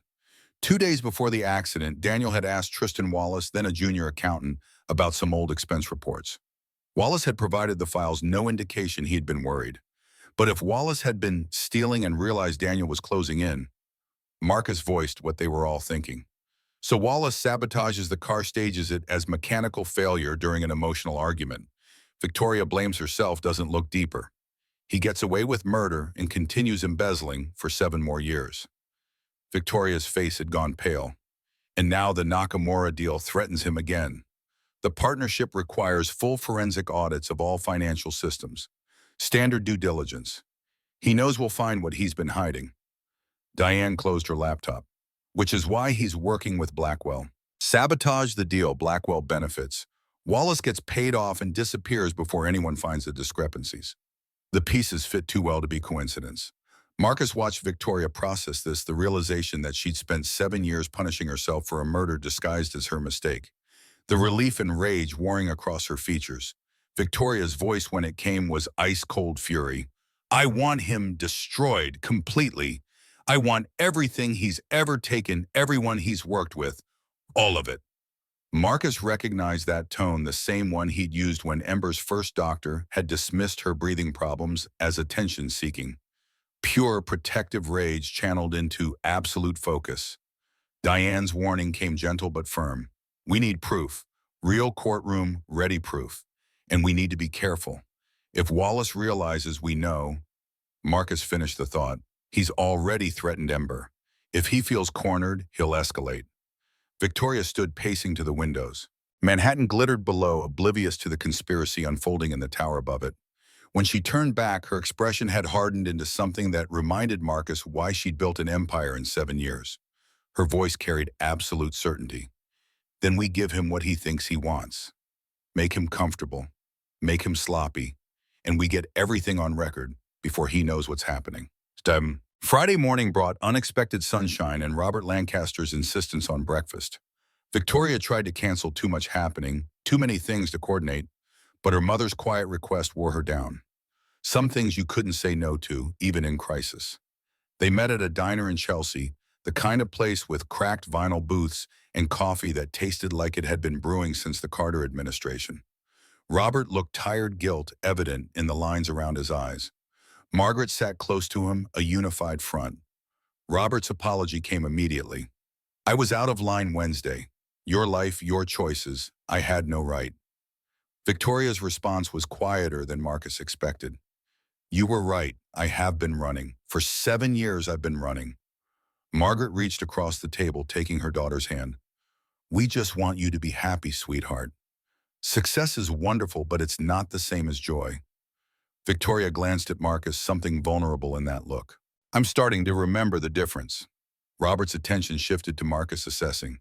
You're good for her. First person I've seen her actually relax around since Daniel. The name hung in the air, heavy with history. Marcus chose honesty over comfort. Sir, there's something you should know. Victoria and I are looking into Daniel's death. We don't think it was an accident. Margaret's hand flew to her mouth. Robert went very still, that old military alertness surfacing. Robert's voice dropped. Explain. Victoria laid it out, Daniel's suspicions about financial irregularities, the convenient timing of the accident, the current threats connected to Wallace, and the Nakamura deal. Her parents listened without interrupting their expressions, cycling through shock, anger, and a dawning horror. When she finished, Robert sat back heavily. Jesus Christ, 7 years you've been blaming yourself and someone murdered him. Margaret was crying silently. That poor boy. He was going to be our son-in-law. We loved him. Victoria's voice broke slightly. I know, Mom. I know. They sat in the grief for a while, the diner noise continuing around them, orders called, dishes clattering, the espresso machine hissing. Normal life flowing past their bubble of revelation. Finally, Robert leaned forward. What do you need from us? Victoria shook her head. Nothing. Just keep yourself safe. If Wallace is desperate enough to threaten a child, he might. Robert cut her off. We'll be careful. But Victoria, listen to me. This isn't your fault. None of it. Not Daniel's death, not the company fights, not any of it. Someone chose to commit murder. That's on them. The words seemed to hit Victoria harder than any amount of her own reasoning had. Sometimes you needed to hear absolution from the people who'd known you longest, who'd loved you, before you became whatever the world made you. Margaret's voice carried fierce protectiveness. You find who did this. You make them pay. And Marcus, she turned to him, her gaze direct. You keep our daughter safe. Marcus met that look with equal intensity. Yes, ma'am, I will. They parted with longer hugs than usual, the kind that acknowledged danger without naming it explicitly. Walking back to Victoria's car, Marcus felt her hand slip into his. Not for show, not for her parents' benefit, just needing the contact. Her voice came quietly. Thank you for being here, for all of it. Marcus squeezed her hand. Where else would I be? Detective Laurel Montgomery met them at a coffee shop in Tribeca, the kind of place where the barista knew everyone's order and the Wi-Fi password hadn't changed in 5 years. She was 42, blonde hair, pulled back, dressed in plain clothes that still somehow screamed law enforcement. She'd been Victoria's roommate sophomore year at MIT before dropping out to join NYPD, but they'd stayed close. Laurel's assessment was immediate and brutal. You should have come to me the second you got that threat. Victoria didn't flinch. I needed to understand what we were dealing with first. Just reporting it would alert whoever's behind this. Laurel's expression suggested she didn't like it, but understood the logic. Walk me through everything. They did, starting with the threat and working backward to Daniel's death. Laurel took notes in a small leather book, her handwriting neat and precise. When they mentioned Tristan Wallace, she underlined his name twice. Laurel's voice carried professional skepticism. Embezzlement is one thing, murder is a massive escalation. You're sure about this? Marcus pulled up the timeline on Victoria's tablet. Daniel started asking questions 3 weeks before he died. Car accident happens during an argument when they're both emotional, perfect cover. Wallace stays in the background, keeps stealing. 7 years later, the Nakamura audit threatens to expose everything, and suddenly we get threats and corporate espionage. Laurel studied the timeline, her expression thoughtful. It fits, but fitting isn't proof. We need something concrete. Victoria leaned forward. What if we get Wallace on tape, make him think he's safe, get him talking? Laurel's shake of her head was immediate. Absolutely not. This is police business now. You're not going to wire yourself up and confront a suspected murderer. Victoria's voice went hard. He's my CFO. I have every right to meet with him. The two women stared at each other. Old friendship creating tension where there might have been clear hierarchy. Laurel had the badge, but Victoria had the access and the motivation. Marcus interrupted before it could escalate. What if Detective Montgomery supervises Victoria, wears a wire, but police are listening, ready to intervene if things go wrong? Laurel's expression suggested she didn't love it. That could work, but we'd need it to happen somewhere public-controlled, and Wallace would have to incriminate himself clearly, no ambiguity for lawyers to exploit. Victoria was already planning. I'll call an emergency board meeting for Monday. Tell him I need to discuss concerns about the Nakamura deal, ask him to meet me privately first. He'll think I'm getting cold feet, that he's winning. Laurel made more notes. Meanwhile, I'll pull Wallace's financials, see what I can find. If he's got offshore accounts or sudden unexplained income, that gives us leverage. And they spent another hour coordinating details. Laurel would work with her contacts in financial crimes, see if they could trace any payments from Blackwell or suspicious transactions. Victoria would act normal, maintain her routine, give Wallace no indication they suspected anything. As they stood to leave, Laurel caught Marcus's arm. Her voice dropped low enough that Victoria signing the check couldn't hear. You care about her. I can see it. So let me be clear, this is dangerous. Wallace has already killed once. Don't let her take stupid risks trying to prove something. Marcus met her gaze directly. I won't. Laurel's smile was slight but approving. Good. She's been alone too long. Nice to see someone actually watching her back. The weekend passed in strange suspension. Victoria wanted to work, to chase leads, to do something active, But Laurel had been explicit, act normal, don't spook Wallace. So they maintained the appearance of a couple enjoying their time together. Saturday afternoon found them at a farmer's market in Union Square, Victoria, in jeans and a sweater that made her look younger, more approachable. Marcus bought apples and fresh bread, let her lead him between stalls selling artisanal cheese and hand-thrown pottery. Other couples did the same weekends in the city, bleeding into each other, none of them knowing about murder conspiracies or billion-dollar betrayals. Victoria stopped at a stall selling children's books, her fingers tracing spines. She pulled out one about a girl who built a robot, the illustrations bright and optimistic. Her voice came soft. For Ember, when she comes back. The casualness of when she comes back hit Marcus harder than expected. Not if this works out or assuming we survive, just a confident assumption that they'd get through this and life would continue, that Ember would return and Victoria would be part of that return. Marcus's throat felt tight. She'll love it. Victoria added 3 more books to the pile: Science Experiments, Space Exploration, a story about a girl whose mother was the moon. Marcus watched her select them with care, reading back covers, judging age appropriateness. This woman who claimed not to have time for relationships was planning for his daughter's future, like it was already decided they'd be part of each other's lives. They walked through the city as afternoon faded to evening, no destination in mind. Past Washington Square, where street performers gathered through the West Village's narrow streets, eventually ending up on the High Line as the sun painted everything gold. Victoria stopped at a bench overlooking the Hudson, the water reflecting light in shattered pieces. Marcus sat beside her, their shoulders touching. Around them, the city performed its weekend rituals, joggers passing tourists, photographing sunsets, couples holding hands. Her voice broke the silence. I keep thinking about alternative histories. What if Daniel and I hadn't fought that night?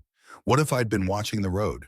What if Wallace had never started stealing, or Daniel had reported him earlier, or 1,000 other variables had been different? Marcus understood the trap of hypotheticals. You'll drive yourself crazy with what-ifs. Victoria turned to face him. But some of them matter. What if I hadn't posted that Craigslist ad? What if you hadn't called? We'd both still be trapped in our separate grief, going through motions. Marcus considered that alternate timeline, him drowning in debt, Victoria working herself to death, neither of them allowing connection because connection meant vulnerability. Maybe some accidents are supposed to happen. Victoria's smile was small but genuine. Is that what we are, an accident? Marcus touched her face, thumb brushing her cheekbone. The best kind. She kissed him as the sun finally dropped below the horizon, the city lights beginning their nightly bloom. Around them, people moved past, politely ignoring the couple on the bench. For a moment, they were just 2 people who'd found each other, not a CEO and a carpenter. Not 2 people hunting a murderer. Just Marcus and Victoria figuring out what came next.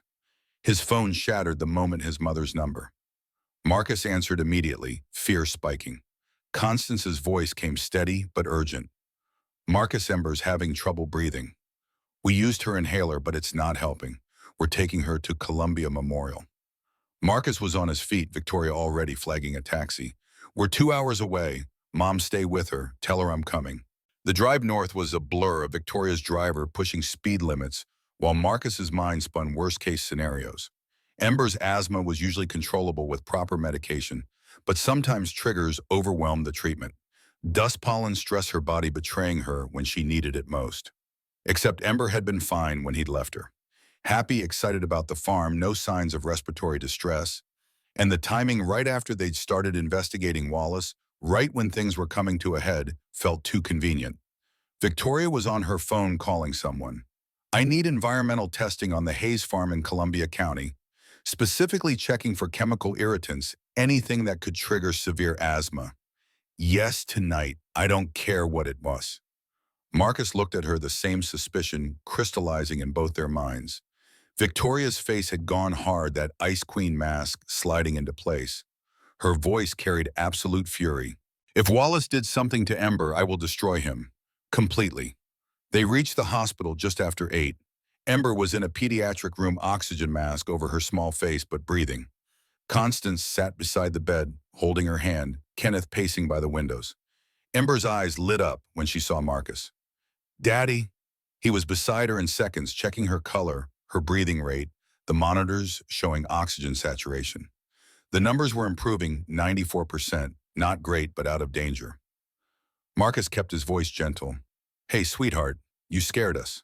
Ember's voice came muffled behind the mask. "I couldn't breathe. It happened so fast. We were feeding chickens and then everything got tight." Kenneth's voice carried suppressed anger. "I checked the coop after. Someone had sprayed something in there. Chemical smell made my eyes water. Whatever it was triggered her asthma badly." Victoria was already on the phone again, voice clipped and professional. "Laurel, we have a situation." The doctor came in young, competent, explaining that they wanted to keep Ember overnight for observation but expected full recovery. Environmental asthma triggers could be severe, but usually resolved with proper treatment. Someone should identify what she'd been exposed to and avoid it in future. Marcus waited until the doctor left. His voice came out cold, controlled only through enormous effort. "Someone deliberately exposed my daughter to a chemical irritant. Someone who knew she had asthma knew where she was staying." Victoria's hands clenched into fists. "Wallace had to be. He's escalating, trying to scare us off." Kenneth moved closer. "I found a shoe print near the coop. Fresh probably from this morning. Called the local police, but they're treating it as trespassing, not attempted murder of a child." Laurel arrived within an hour, badge out, taking official statements. She photographed the shoe print before local rain could wash it away, collected samples from the chicken coop. Her expression throughout suggested she'd seen enough evil to believe this was exactly what it looked like, targeted violence against a child to intimidate her father.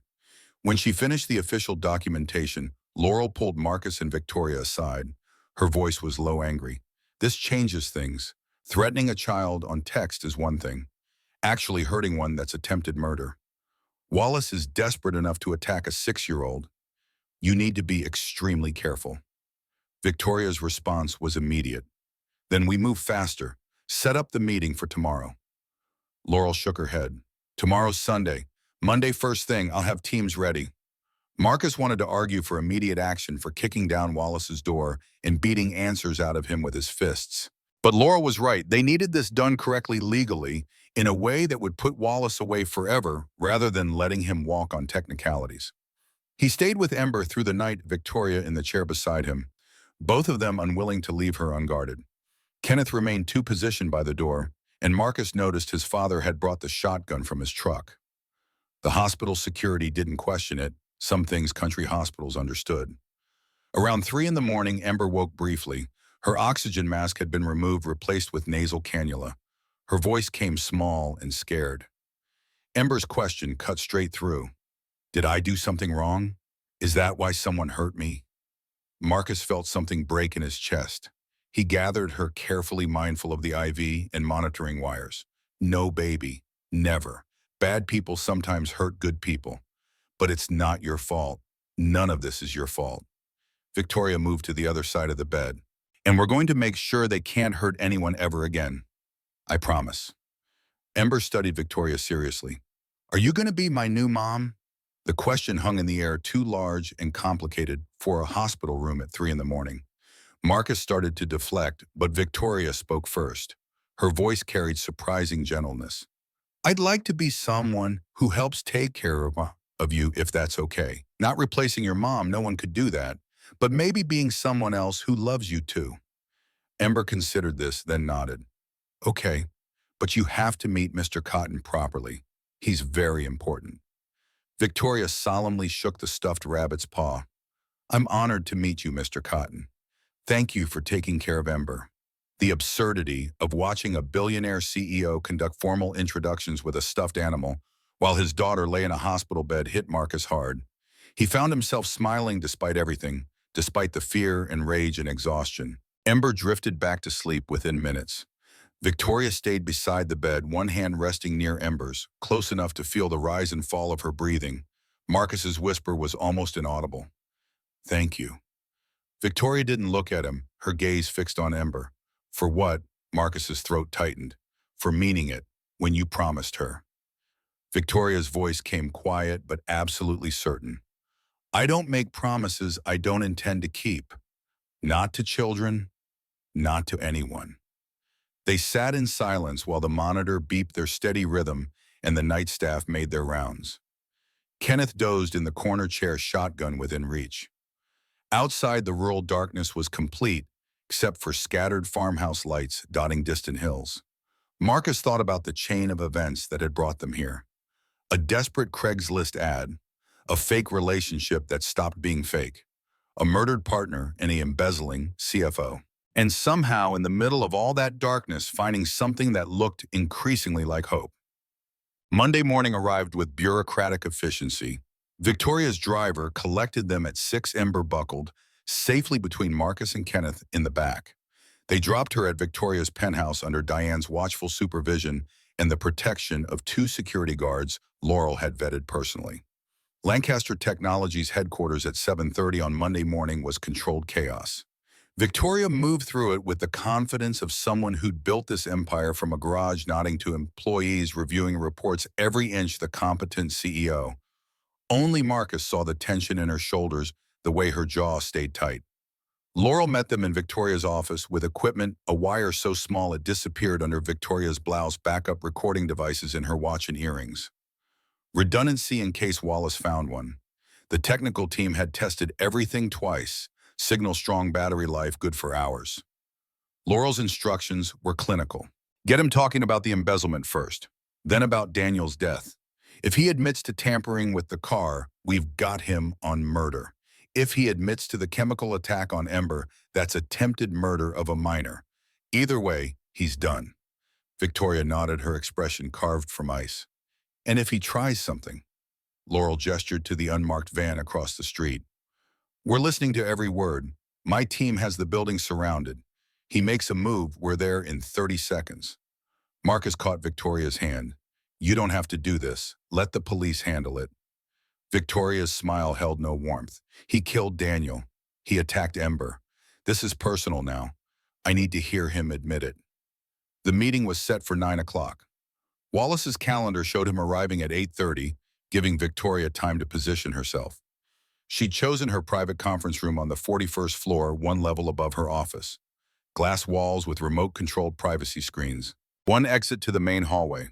Nowhere to run. Marcus waited in Victoria's office with Laurel headphones on, listening to dead air, while Victoria reviewed documents and waited. The minutes crawled past with the unique torture of knowing someone you cared about was walking into danger.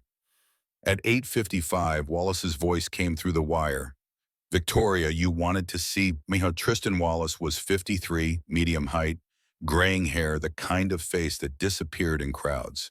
He'd worked for Lancaster Technologies in 2 stints, separated by 4 years, his resume showing competence without brilliance.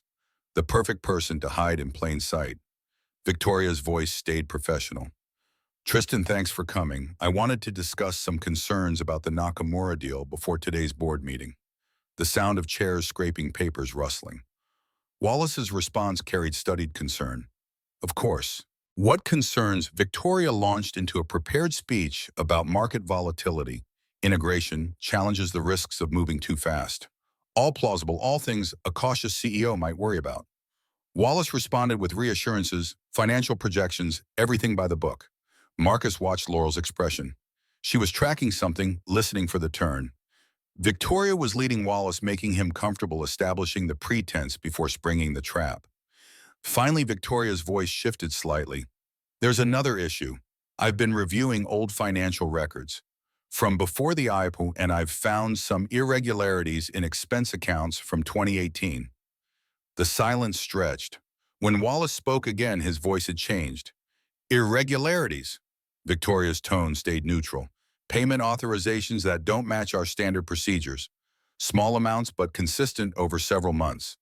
You were managing those accounts at the time. Wallace's laugh sounded forced. That was years ago. I'd have to review the specific transactions. Victoria pressed harder. The thing is, Daniel was reviewing these same records right before he died. He'd scheduled a meeting with our lawyer about financial concerns. Does that ring any bells? Another silence, longer this time. Marcus could hear his own heartbeat in the headphones. Wallace's voice, when it came, was careful. Daniel mentioned wanting to tighten some processes, but that was right before the accident. We never got to have that conversation. Victoria's response came cold as January. The accident that happened when the brake lines failed on my car. the car I'd had serviced 2 days earlier. The temperature in the room seemed to drop through the wire. Marcus heard Laurel alert her team, everyone tensing. Wallace's voice carried forced confusion. "I'm not sure what you're implying, Victoria." Victoria didn't back down. "I'm not implying anything. I'm stating facts. Daniel was investigating financial irregularities. He died in a suspicious accident. Those same irregularities continued for 7 more years. And now when the Nakamura audit would expose everything, suddenly I'm getting threats and my boyfriend's daughter ends up in the hospital." The sound of a chair moving fast, Wallace's voice rising. "You're not suggesting I had anything to do with—" Victoria cut him off. "I'm saying that you've been embezzling from my company for a decade.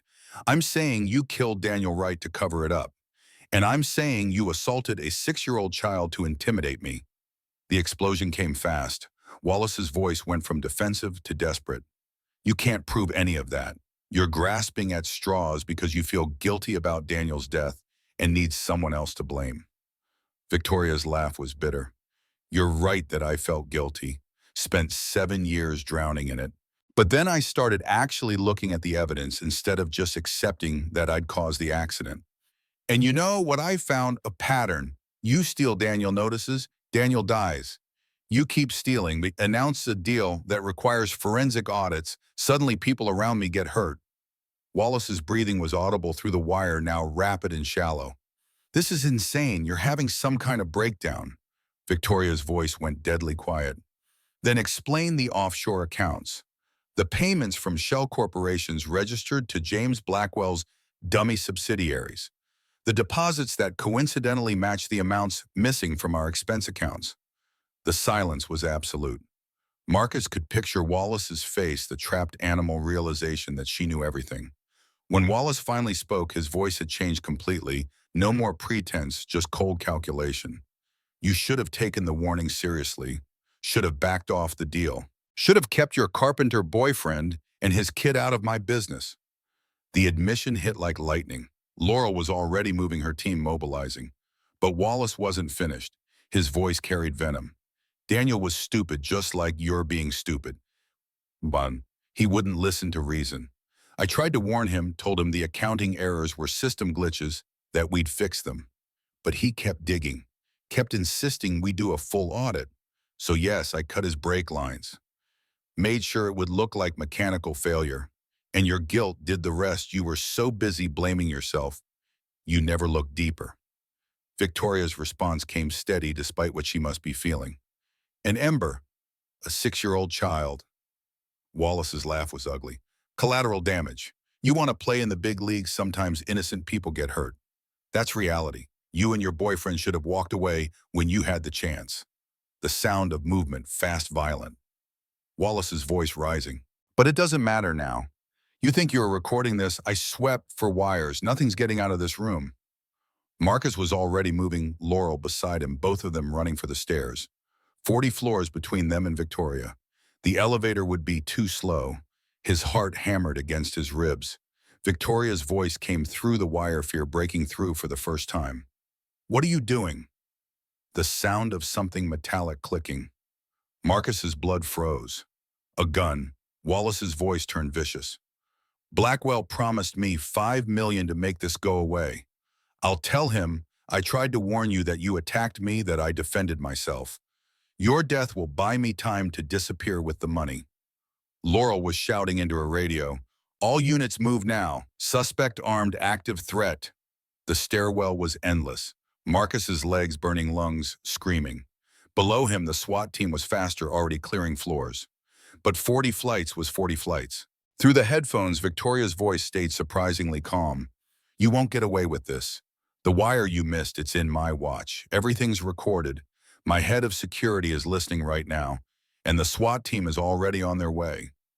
Wallace's response was a roar of fury, the sound of glass shattering, footsteps running, shouting from multiple directions. Marcus hit the 41st floor as chaos erupted. The hallway was full of tactical officers, guns drawn, converging on Victoria's conference room. He pushed through, ignoring orders to stay back, needing to see her. Victoria stood pressed against the far wall, her face pale but composed. The conference table was overturned, glass from the door scattered everywhere. Tristan Wallace was on his knees, three officers restraining him, a gun on the floor 10 feet away. Laurel was reading Wallace his rights while he screamed about lawyers and entrapment and false accusations. But the wire in Victoria's watch had recorded everything. His confession to Daniel's murder, his admission of attacking Ember, all of it preserved in digital clarity. Marcus reached Victoria in 3 strides, pulling her against him. She was shaking, the adrenaline finally hitting now that the danger had passed, but she held together, her voice steady when she spoke. Victoria's words came clear for the recording, for the evidence. That's Tristan Wallace, CFO of Lancaster Technologies, Boyle, confessing to the murder of Daniel Wright and the attempted murder of Ember Hayes. Everything he said is recorded. Laurel gave a thumbs up. They had it all. Wallace would spend the rest of his life in prison. The investigation would expand to Blackwell and anyone else involved. Justice finally 7 years late, but arriving nonetheless. Victoria's control broke. She pressed her face against Marcus's chest, her whole body shaking with reaction. He held her while officers processed the scene, while Laurel coordinated with her team, while the machinery of justice ground forward. Marcus's voice came low just for her. "It's over. You did it. He's done." Victoria's whisper was barely audible. "Daniel, 7 years I thought I killed him. 7 years of guilt for something I didn't do." Marcus tightened his grip. "You know the truth now. He knows. Wherever he is, he knows." They stood like that while the chaos moved around them, 2 people who'd started as a transaction and become something neither had expected. The fake relationship had died weak.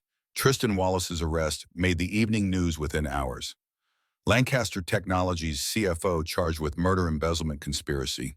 The financial media descended like locust cameras positioned outside headquarters, reporters shouting questions at anyone entering or leaving the building.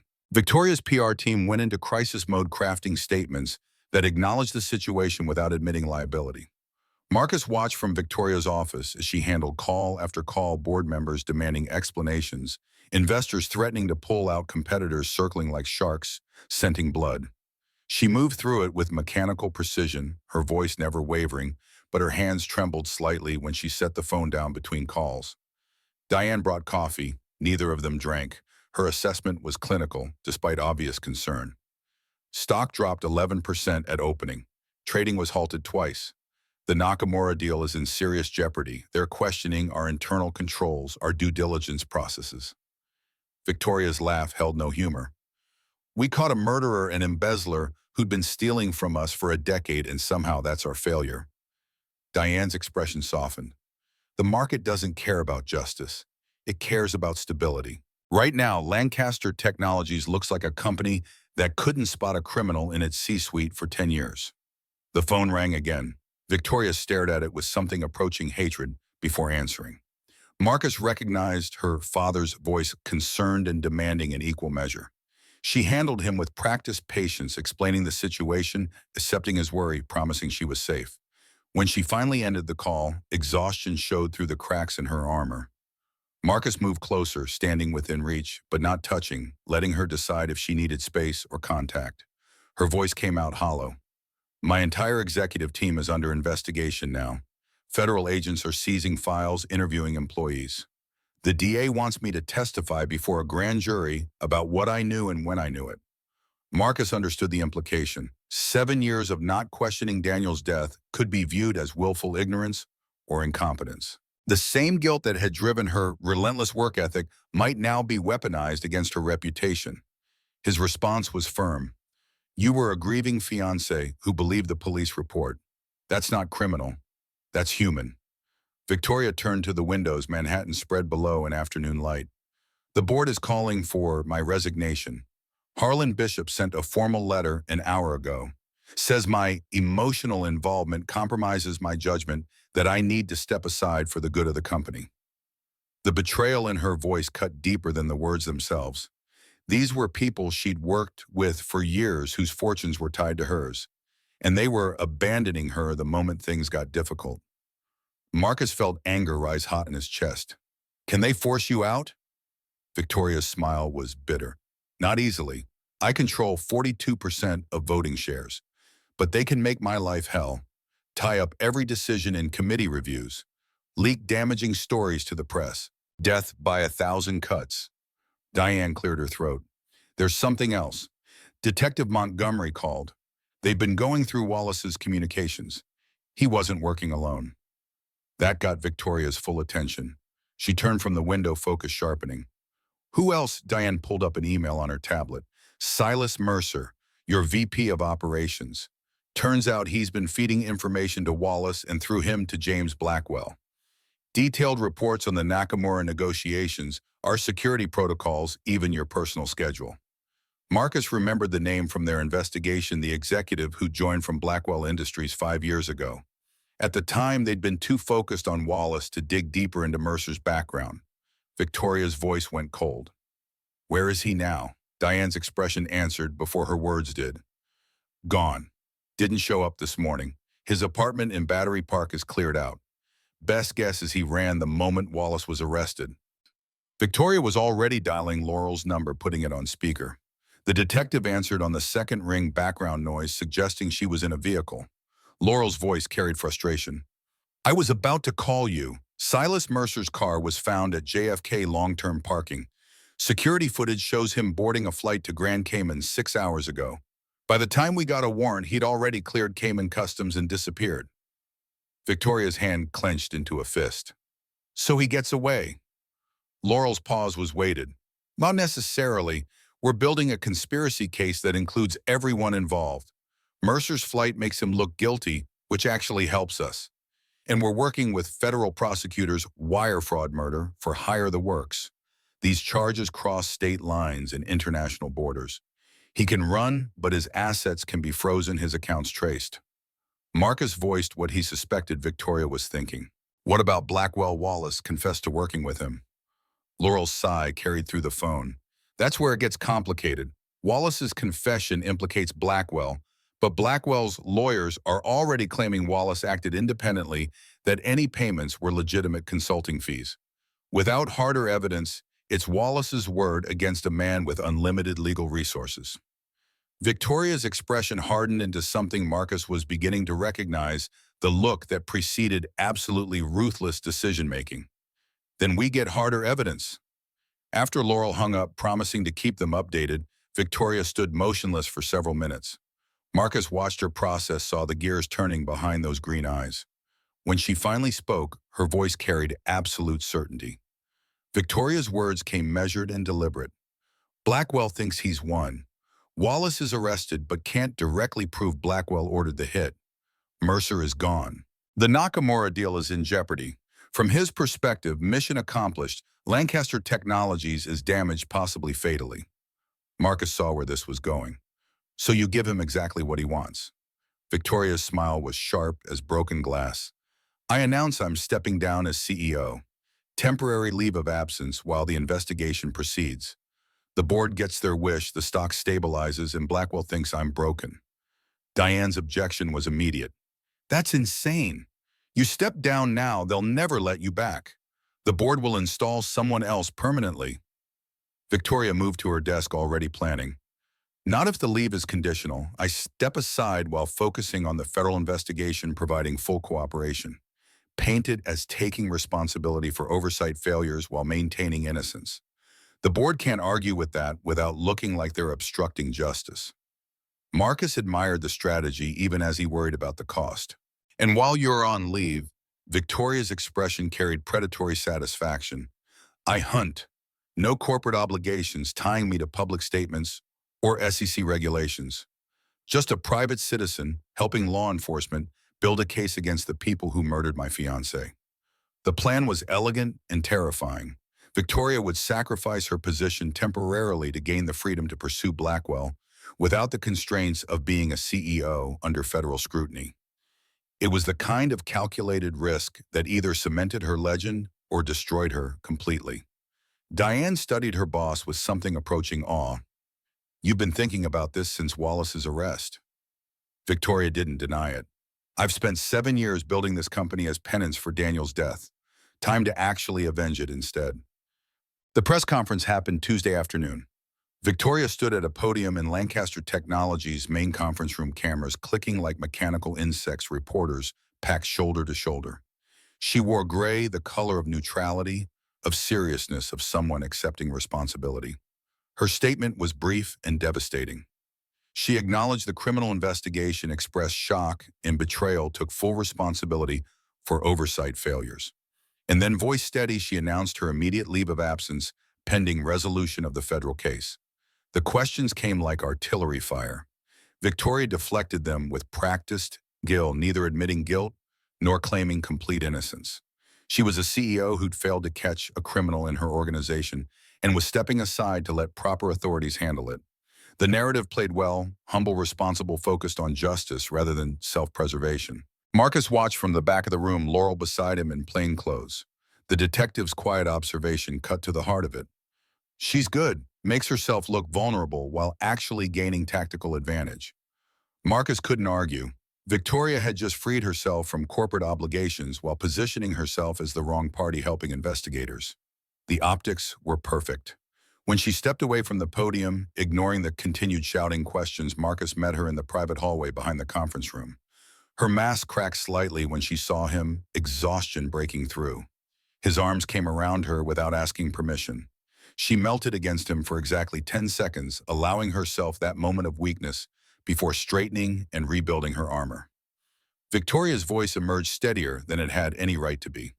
Phase 1 complete. Now we need to make Blackwell comfortable enough to make a mistake. Laurel joined them, phone already out. Federal prosecutors want to coordinate. They're opening a RICO investigation, Racketeer Influenced and Corrupt Organizations Act. If we can prove Blackwell ran a criminal enterprise, everything he owns becomes subject to seizure. The scope of that ambition was staggering. RICO cases were notoriously difficult to prove, requiring extensive evidence of pattern and conspiracy. But success meant complete destruction of Blackwell's empire. Victoria's smile was cold and satisfied. Good, I want him ruined, completely. They spent the rest of the week building the case. Federal agents interviewed everyone who'd ever worked with Wallace or Mercer. Forensic accountants traced money through increasingly complex shell corporations. Digital forensics experts recovered deleted emails and encrypted communications. And slowly, painfully, a picture emerged. Silas Mercer, they hadn't just been feeding information, he'd been Blackwell's inside man from the beginning. Planted at Lancaster Technologies 5 years ago specifically to create vulnerabilities Blackwell could exploit. The man had perfect credentials, glowing recommendations from former Blackwell colleagues, a resume designed to get him hired. But the deeper revelation came Thursday evening. Marcus and Victoria were in her penthouse. She'd moved operations there, away from the office where she was no longer technically employed. Ember was with them, playing with the robotics kit Victoria had bought, building something that looked like a mechanical spider. Laurel arrived with a banker's box full of documents. Her expression suggested she'd found something significant and wasn't happy about it. She set the box on the dining table, pulling out a file folder with evidence tags. Laurel's voice carried careful neutrality. We got a warrant for Wallace's storage unit in New Jersey. Found old financial records going back 12 years, before he left Lancaster the first time before Daniel died. Victoria moved closer, already reading over Laurel's shoulder. Marcus saw her face change color, draining until she looked carved from marble. The documents showed payments from a shell corporation to Wallace starting in 2013, 2 years before Daniel's death. Regular deposits always under $10,000 to avoid federal reporting requirements. The Shell Corp traced back through 3 layers to a holding company owned by James Blackwell. Victoria's voice emerged barely above a whisper. Blackwell was paying Wallace 2 years before Daniel died. Laurel nodded grimly, which suggests the embezzlement wasn't opportunity, it was assignment. Blackwell identified Wallace as vulnerable, paid him to steal from Lancaster Technologies, and report back on company operations. Marcus felt the implications settle like lead in his stomach. So when Daniel started investigating the financial irregularities, Laurel finished the thought, Wallace reported it to Blackwell, and Blackwell ordered the hit. This wasn't Wallace acting independently and Blackwell capitalizing on it. Blackwell orchestrated Daniel Wright's murder from the beginning. The silence in the penthouse was absolute. Ember's mechanical spider clicked and whirred, oblivious. Manhattan glittered beyond the windows, uncaring. Victoria stood frozen, processing a truth that rewrote 7 years of her life. When she finally spoke, her voice carried a flatness that terrified Marcus more than rage would have ever. Blackwell killed Daniel because my company threatened his market position. He paid someone to sabotage our car, to murder the man I loved, just to protect his profits. Laurel's hand went to Victoria's shoulder. I'm sorry. I know that doesn't help, but I am. Victoria shook her head slowly. Don't be sorry. Be ready to help me destroy him.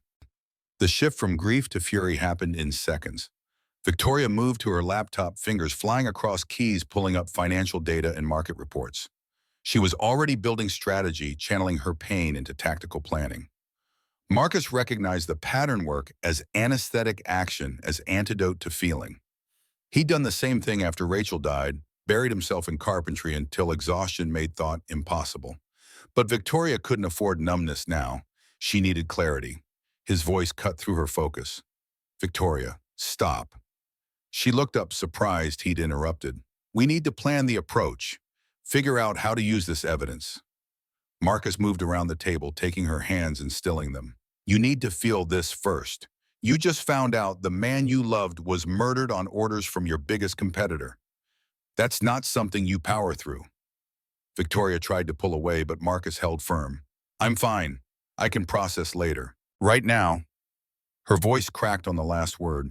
The fracture spread quickly, her composure shattering like overstressed glass. She made a sound that was half fury, half anguish, and Marcus caught her as she collapsed forward.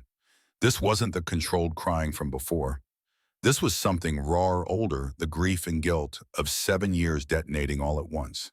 Marcus held her through it while Laurel quietly collected Ember and took her to the guest room, giving them privacy. Victoria's words came broken between sobs. He killed Daniel for money, for market share, like Daniel was just an obstacle to quarterly earnings instead of a human being with dreams and plans and a future. Marcus tightened his grip. I know. The storm passed slowly, exhausting itself through sheer force. When Victoria finally pulled back, her face was blotchy and her eyes swollen, but something had shifted. The guilt that had driven her for 7 years had finally found its proper target. Her voice emerged hoarse but determined. We're going to get him. Not just arrested, destroyed. I want every asset seized, every business venture dismantled. I want him to understand what it's like to lose everything. Marcus brushed damp hair from her face. Then that's what we'll do. But tonight you rest. Tomorrow we hunt. The plan took shape over 3 days of intense coordination. Federal prosecutors wanted Blackwell on multiple charges, conspiracy to commit murder, wire fraud, racketeering. But they needed him on tape admitting to ordering Daniel's death. Wallace's confession wasn't enough. Mercer had fled. They needed Blackwell himself, which meant someone had to get close enough to make him comfortable talking. Victoria volunteered immediately. Laurel vetoed it just as fast. He knows you. You just stepped down from your company because of his conspiracy. He'll never speak freely around you. The prosecutor, a woman named Rebecca Stern from the Southern District, agreed. We need someone he doesn't see as a threat, someone who can approach him in a context that makes sense. All eyes turned to Marcus. He felt the weight of their attention, understanding what they were asking before anyone spoke. Stern's voice carried careful evaluation. You're Victoria Lancaster's boyfriend. Publicly known, since the press has been documenting your relationship, you could approach Blackwell claiming you're worried about Victoria, that the stress is destroying her, that you're looking for a way to protect her. Marcus's immediate instinct was refusal. He was a carpenter, not an undercover operative, but the logic was sound.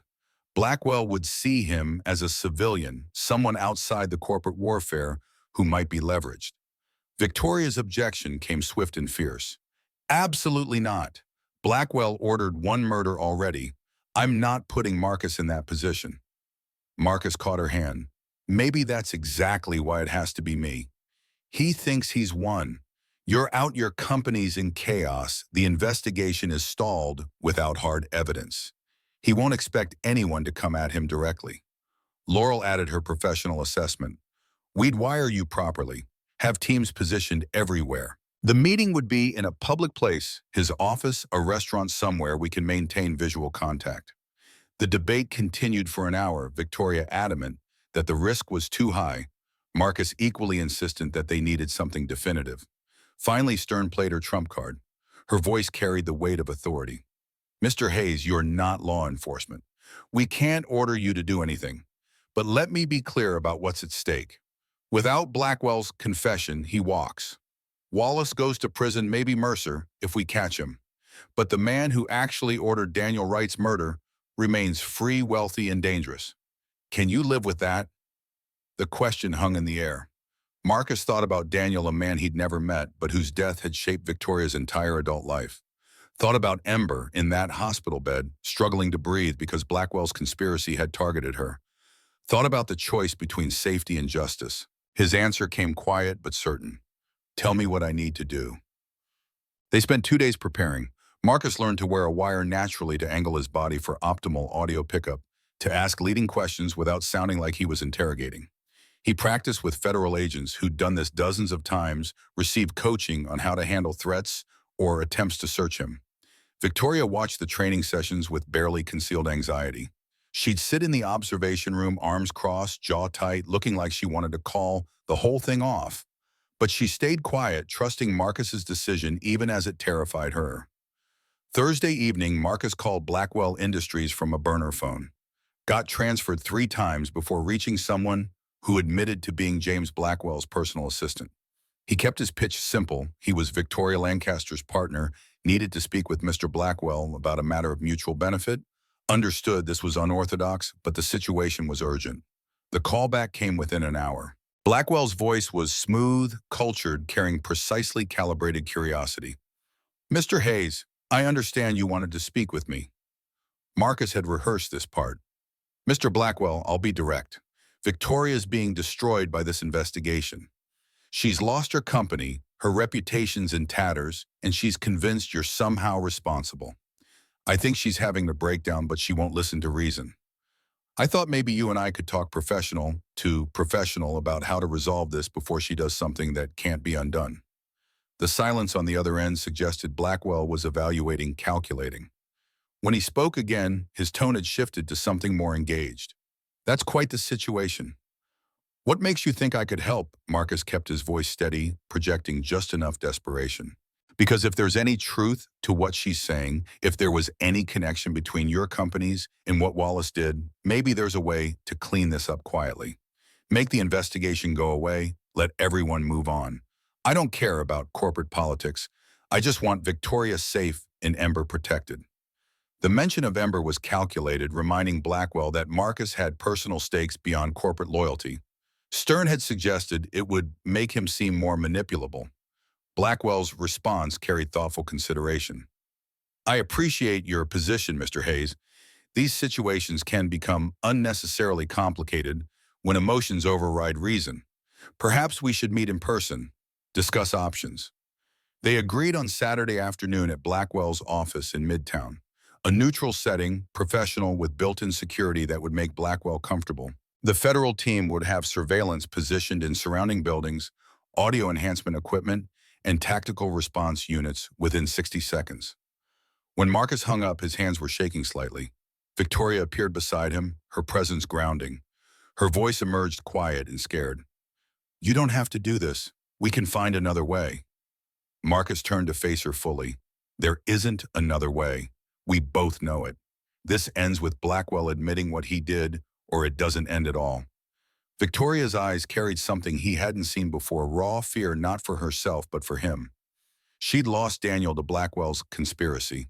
The possibility of losing Marcus too was written across every line of her face. Her words came barely audible. If something happens to you. Marcus kissed her, slow and deliberate, trying to convey everything he didn't have words for. When they separated, he kept his forehead pressed against hers. Nothing's going to happen. I'm going to walk in there, get him talking, and walk out. Then we're going to watch federal agents arrest him, and this nightmare finally ends. Victoria's smile was fragile but genuine. Promise.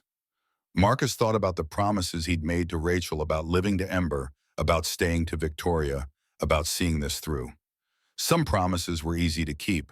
Others required walking into danger with nothing but faith and determination. His response carried all the certainty he could muster. Promise. Saturday morning arrived with unseasonable warmth, spring finally committing to its role. Marcus dressed carefully, slacks and a button-down, nothing too formal but respectable. The wire sat against his chest so small it was invisible, even if someone knew to look. Backup recording devices in his watch, in the button of his shirt. Triple redundancy.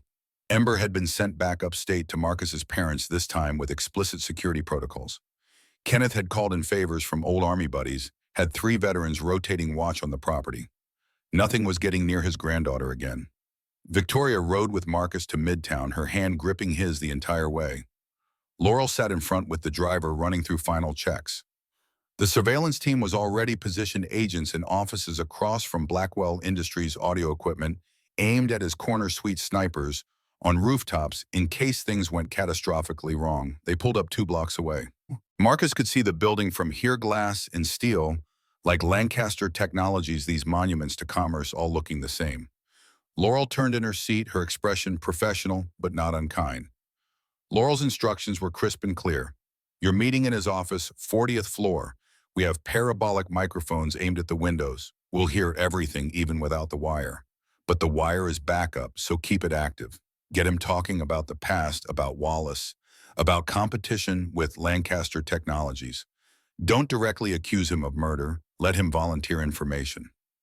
Marcus nodded, his mouth dry, despite drinking water all morning. Victoria's grip on his hand tightened almost painfully. Her voice shook despite obvious effort at control. Marcus, if he threatens you, if anything feels wrong, you get out immediately. The case isn't worth your life. Marcus wanted to argue that justice mattered, that stopping Blackwell was worth risks. But the fear in Victoria's eyes stopped him. She'd already lost one man she loved to Blackwell's conspiracy. The possibility of losing another was breaking her in real time. He touched her face gently. I'll be careful. I'll be smart. And I'll come back to you. The walk to Blackwell Industries felt longer than 2 blocks. Marcus counted his breathing, steadied. His pulse tried to project the calm confidence of someone who believed he was negotiating rather than gathering evidence. The lobby was marble and chrome, sterile and expensive. Security checked his ID, called up for confirmation, directed him to the executive elevators.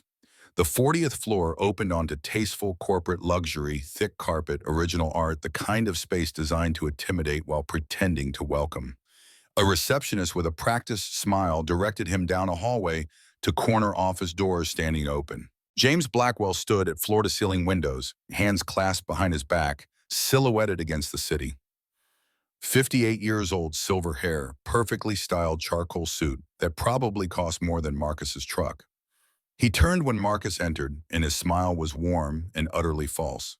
Blackwell's greeting carried studied friendliness. Mr. Hayes, thank you for coming. Please sit. The office was exactly what Marcus expected, power and money translated into furniture and art. Blackwell took the chair behind his desk, positioning himself higher, controlling the space. Marcus sat across from him, conscious of the wire against his chest, the weapons aimed at this room from across the street. Blackwell opened with faux sympathy. I understand Victoria is going through a difficult time. These investigations can be brutal, especially when they involve people you trusted. Marcus let bitterness color his voice, not hard to fake. She's convinced you're behind everything. Wallace, the embezzlement, even Daniel Wright's death 7 years ago. I keep telling her she's paranoid from stress, but she won't let it go. Blackwell's expression remained sympathetic, but something predatory flickered in his eyes. Grief can do that, make us see conspiracies where there's only tragedy. Daniel's death was a terrible accident. Victoria was driving. They were arguing. Sometimes these things just happen. Marcus leaned forward slightly. That's what I keep saying. But she's got all these financial records connections between Wallace and your company. Says Wallace was on your payroll years before Daniel died. The temperature in the room shifted imperceptibly. Blackwell's smile stayed in place, but his posture changed, became more alert. Wallace did some consulting work for us, not unusual in the industry. Marcus pressed carefully. Consulting on what Victoria thinks he was spying on Lancaster Technologies, reporting back to you about their operations. Blackwell studied Marcus for a long moment, clearly evaluating how much to admit. Finally, he leaned back, his demeanor shifting to something more candid, or at least pretending to be. Mr. Hayes, let me be frank. Corporate intelligence is part of business. Everyone does it. Having sources inside competitor companies, understanding their strategies, that's just good practice. It's not illegal. Marcus felt his pulse quicken. Blackwell was admitting to the conspiracy, thinking Marcus was someone he could turn. So Wallace was feeding you information. Blackwell's smile widened slightly. Wallace understood that his talents were better compensated elsewhere. Victoria and Daniel were idealists, thought they could change the world with clean hands. But real business requires pragmatism. Marcus pushed harder, sensing Blackwell's comfort increasing. What about Daniel's death? Victoria's convinced that wasn't an accident. Blackwell's pause lasted just slightly too long. When he spoke, his voice carried carefully measured regret. Daniel Wright was in the wrong place at the wrong time. These things happen when people refuse to be reasonable. The admission was oblique but damning. Marcus felt ice spread through his veins. What do you mean, refuse to be reasonable? Blackwell stood, moving back to the windows. His voice carried the distant quality of someone discussing ancient history. Daniel discovered some financial discrepancies. Wallace informed me. I had my attorney reach out, offer to help them resolve it quietly. No scandal, no investigation, just a gentleman's agreement. Daniel refused, said he was going to report everything, do a full audit, bring in the SEC if necessary. Marcus's throat felt tight. So what happened? Blackwell turned, and his expression had shed all pretense of sympathy. Now he just looked calculating. I made a business decision. Lancaster Technologies, with Daniel at the helm, would have been a persistent problem. Ethical, careful, impossible to manipulate. But Victoria, he smiled. Victoria was ambitious, emotional, easy to predict. I knew if Daniel was removed, she'd react exactly as she did, blame herself, throw herself into work, build the company aggressively but carelessly, create opportunities. The casual admission of premeditated murder hit Marcus like physical impact. He forced his voice to stay steady. You had him killed. Blackwell shrugged. I had a problem solved. Wallace arranged the mechanical failure, made it look like an accident. Victoria's guilt did the rest. And for 7 years, Lancaster Technologies has been exactly what I needed, powerful enough to be worth taking down, but unstable enough to actually accomplish it. Marcus felt rage building, but kept it locked down. And the Nakamura deal. Blackwell's laugh was genuinely amused. That was almost too easy. Victoria announces a partnership that would crush my market position. I activate Mercer. He's been inside Lancaster for 5 years waiting for this exact scenario. He feeds Wallace information. Wallace panics about the forensic audit, and suddenly you have corporate chaos. Victoria steps down, the deal falls apart, and I acquire Lancaster Technologies at a fraction of its value during the bankruptcy proceedings. The completeness of the confession was staggering. Blackwell was laying out the entire conspiracy, comfortable that Marcus was someone he could turn or intimidate. But every word was being recorded, every admission captured by multiple devices. Marcus kept his voice level despite the fury burning in his chest. And Ember, my 6-year-old daughter, Blackwell's expression didn't change. Regrettable, but effective. You need to understand leverage, Mr. Hayes. Everyone has pressure points. Victoria's weakness is guilt and responsibility. Yours is your daughter. Wallace used that pressure effectively, even if he bungled the execution. Marcus stood slowly, needing to move before he did something that would compromise the operation. So you've destroyed lives, murdered people, attacked a child, all for market share. Blackwell moved closer, his voice dropping to something more dangerous. I've done what's necessary to protect my interests. That's business. And now you have a choice. You can take what you know and try to do something with it, which will go nowhere, since this conversation is just your word against mine. Or you can be smart, take the $500,000 I'm willing to offer, and convince Victoria to let this go. The bribe was almost insulting in its directness. Marcus felt every muscle in his body screaming to put his fist through Blackwell's smug face. But he held position, letting the silence stretch. Finally, he spoke, his voice carrying all the contempt he felt. You want to know what's interesting about this conversation, Mr. Blackwell? I'm wearing 3 separate recording devices. Federal prosecutors have been listening to every word, and your office is currently surrounded by FBI tactical teams. Blackwell's face went from smug to ashen in the span of a heartbeat. He took a step back, hand moving toward his desk phone, but Marcus was already speaking into his watch. You got all that, Detective? Laurel's voice came through tiny speakers. Every word. Teams are moving now. The office doors burst open, federal agents in tactical gear, weapons drawn, shouting commands. Blackwell froze, hands slowly raising, his expression cycling through shock, rage, and finally resignation. The predator realized he'd been outmaneuvered. Special Agent Stern appeared behind the tactical team, badge out. Her voice carried absolute authority. James Blackwell, you are under arrest for conspiracy to commit murder, racketeering, wire fraud, and attempted murder of a minor. You have the right to remain silent. Marcus stepped back as they cuffed Blackwell, his hands shaking now that the danger had passed.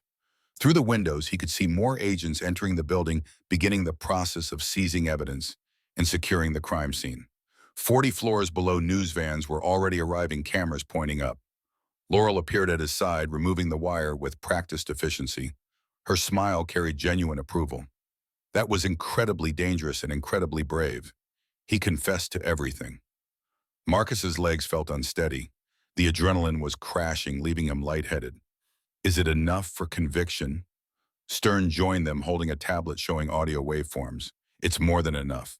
We have his admission to ordering Daniel Wright's murder, his knowledge of Wallace's embezzlement, his coordination with Mercer, even his approval of the attack on your daughter.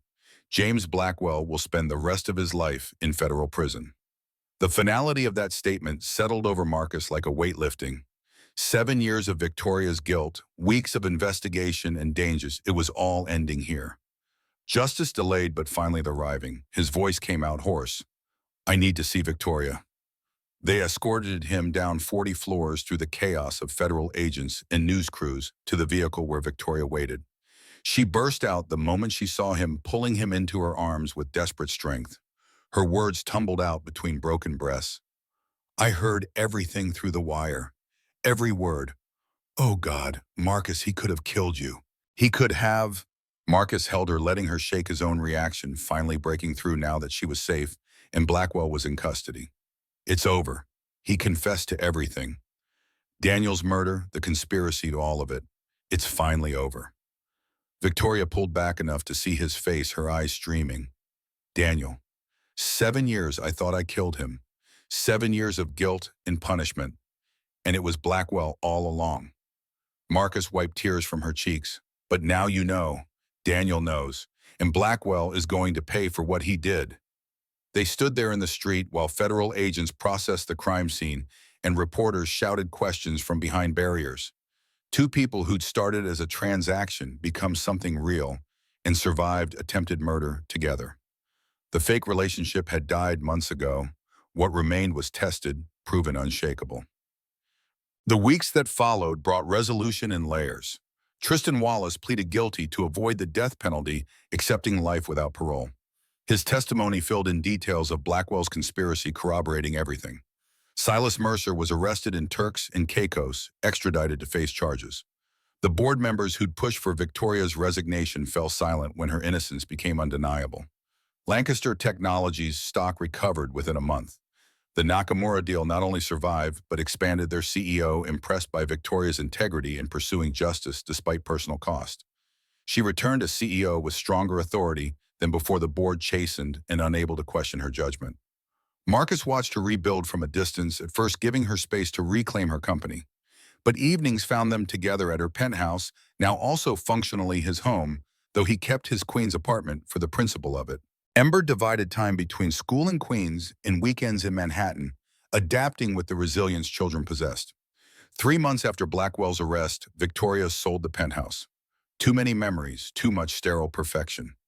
They found a brownstone in Brooklyn Park Slope, ironically near one of Marcus's restoration projects. 4 bedrooms, original woodwork that made Marcus's fingers itch to restore it properly, a small garden where Ember could play.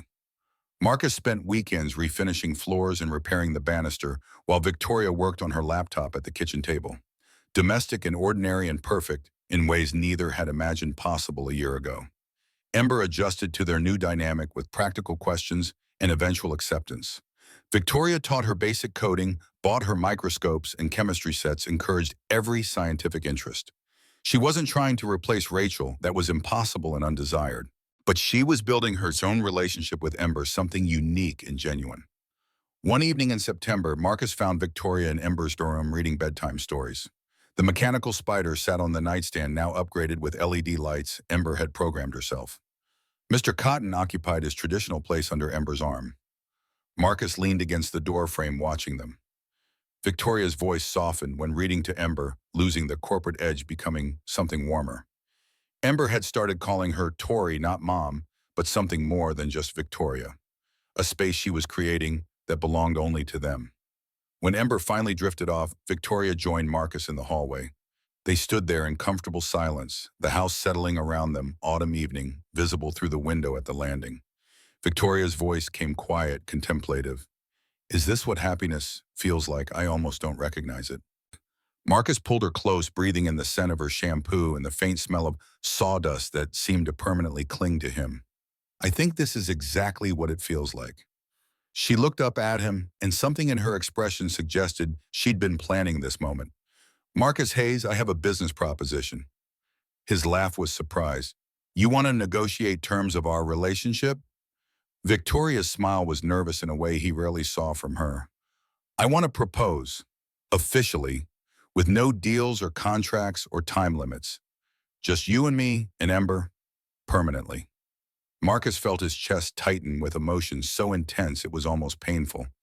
He'd thought he'd never marry again, after Rachel never find someone who understood both his grief and his capacity to love despite it. But here was Victoria, brilliant and damaged and healing, but offering him forever. His voice came out rougher than intended. Are you asking me to marry you? Victoria pulled a small box from her pocket. She'd planned this, rehearsed, probably trying to get it perfect. I know this is unconventional. I know we started fake and became real in the strangest way possible. But I also know I want to wake up beside you every morning and figure out this life together. So yes, Marcus Hayes, will you marry me? Marcus took the box, opened it. A simple platinum band, no unnecessary decoration, exactly his style. He looked from the ring to Victoria's anxious face to the hallway where Ember slept peacefully and felt something settle into place that he thought was permanently broken. His answer was simple. Yes.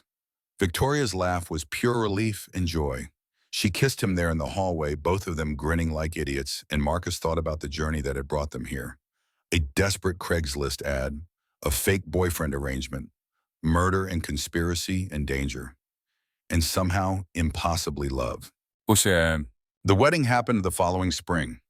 Small ceremony at a historic chapel in Brooklyn Heights, one Marcus had restored 5 years earlier before Rachel got sick. The irony wasn't lost on either of them. Life had strange symmetries. Robert walked Victoria down the aisle, Margaret crying quietly beside Constance. Kenneth stood as Marcus's best man Callum beside him. Ember was flower girl, taking her duties seriously, Mr. Cotton watching from the front pew.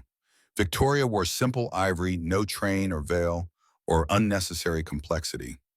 Marcus wore a suit that actually fit him properly. For once, Victoria had insisted on the tailor, and he'd stopped arguing about her spending money on him months ago. Some battles weren't worth fighting. The vows were traditional, no fancy rewrites or personalized additions. They'd had enough drama for several lifetimes. This was about promising the ordinary things, sickness and health, better and worse, all the days they'd been given. When the officiant pronounced them married, Ember cheered loudly. The gathered witnesses, 50 people who actually mattered rather than hundreds for appearance, laughed and applauded. Marcus kissed his wife and Victoria kissed her husband, and they walked back down the aisle toward whatever came next. The reception was at their brownstone backyard, strung with lights, tables scattered on the lawn.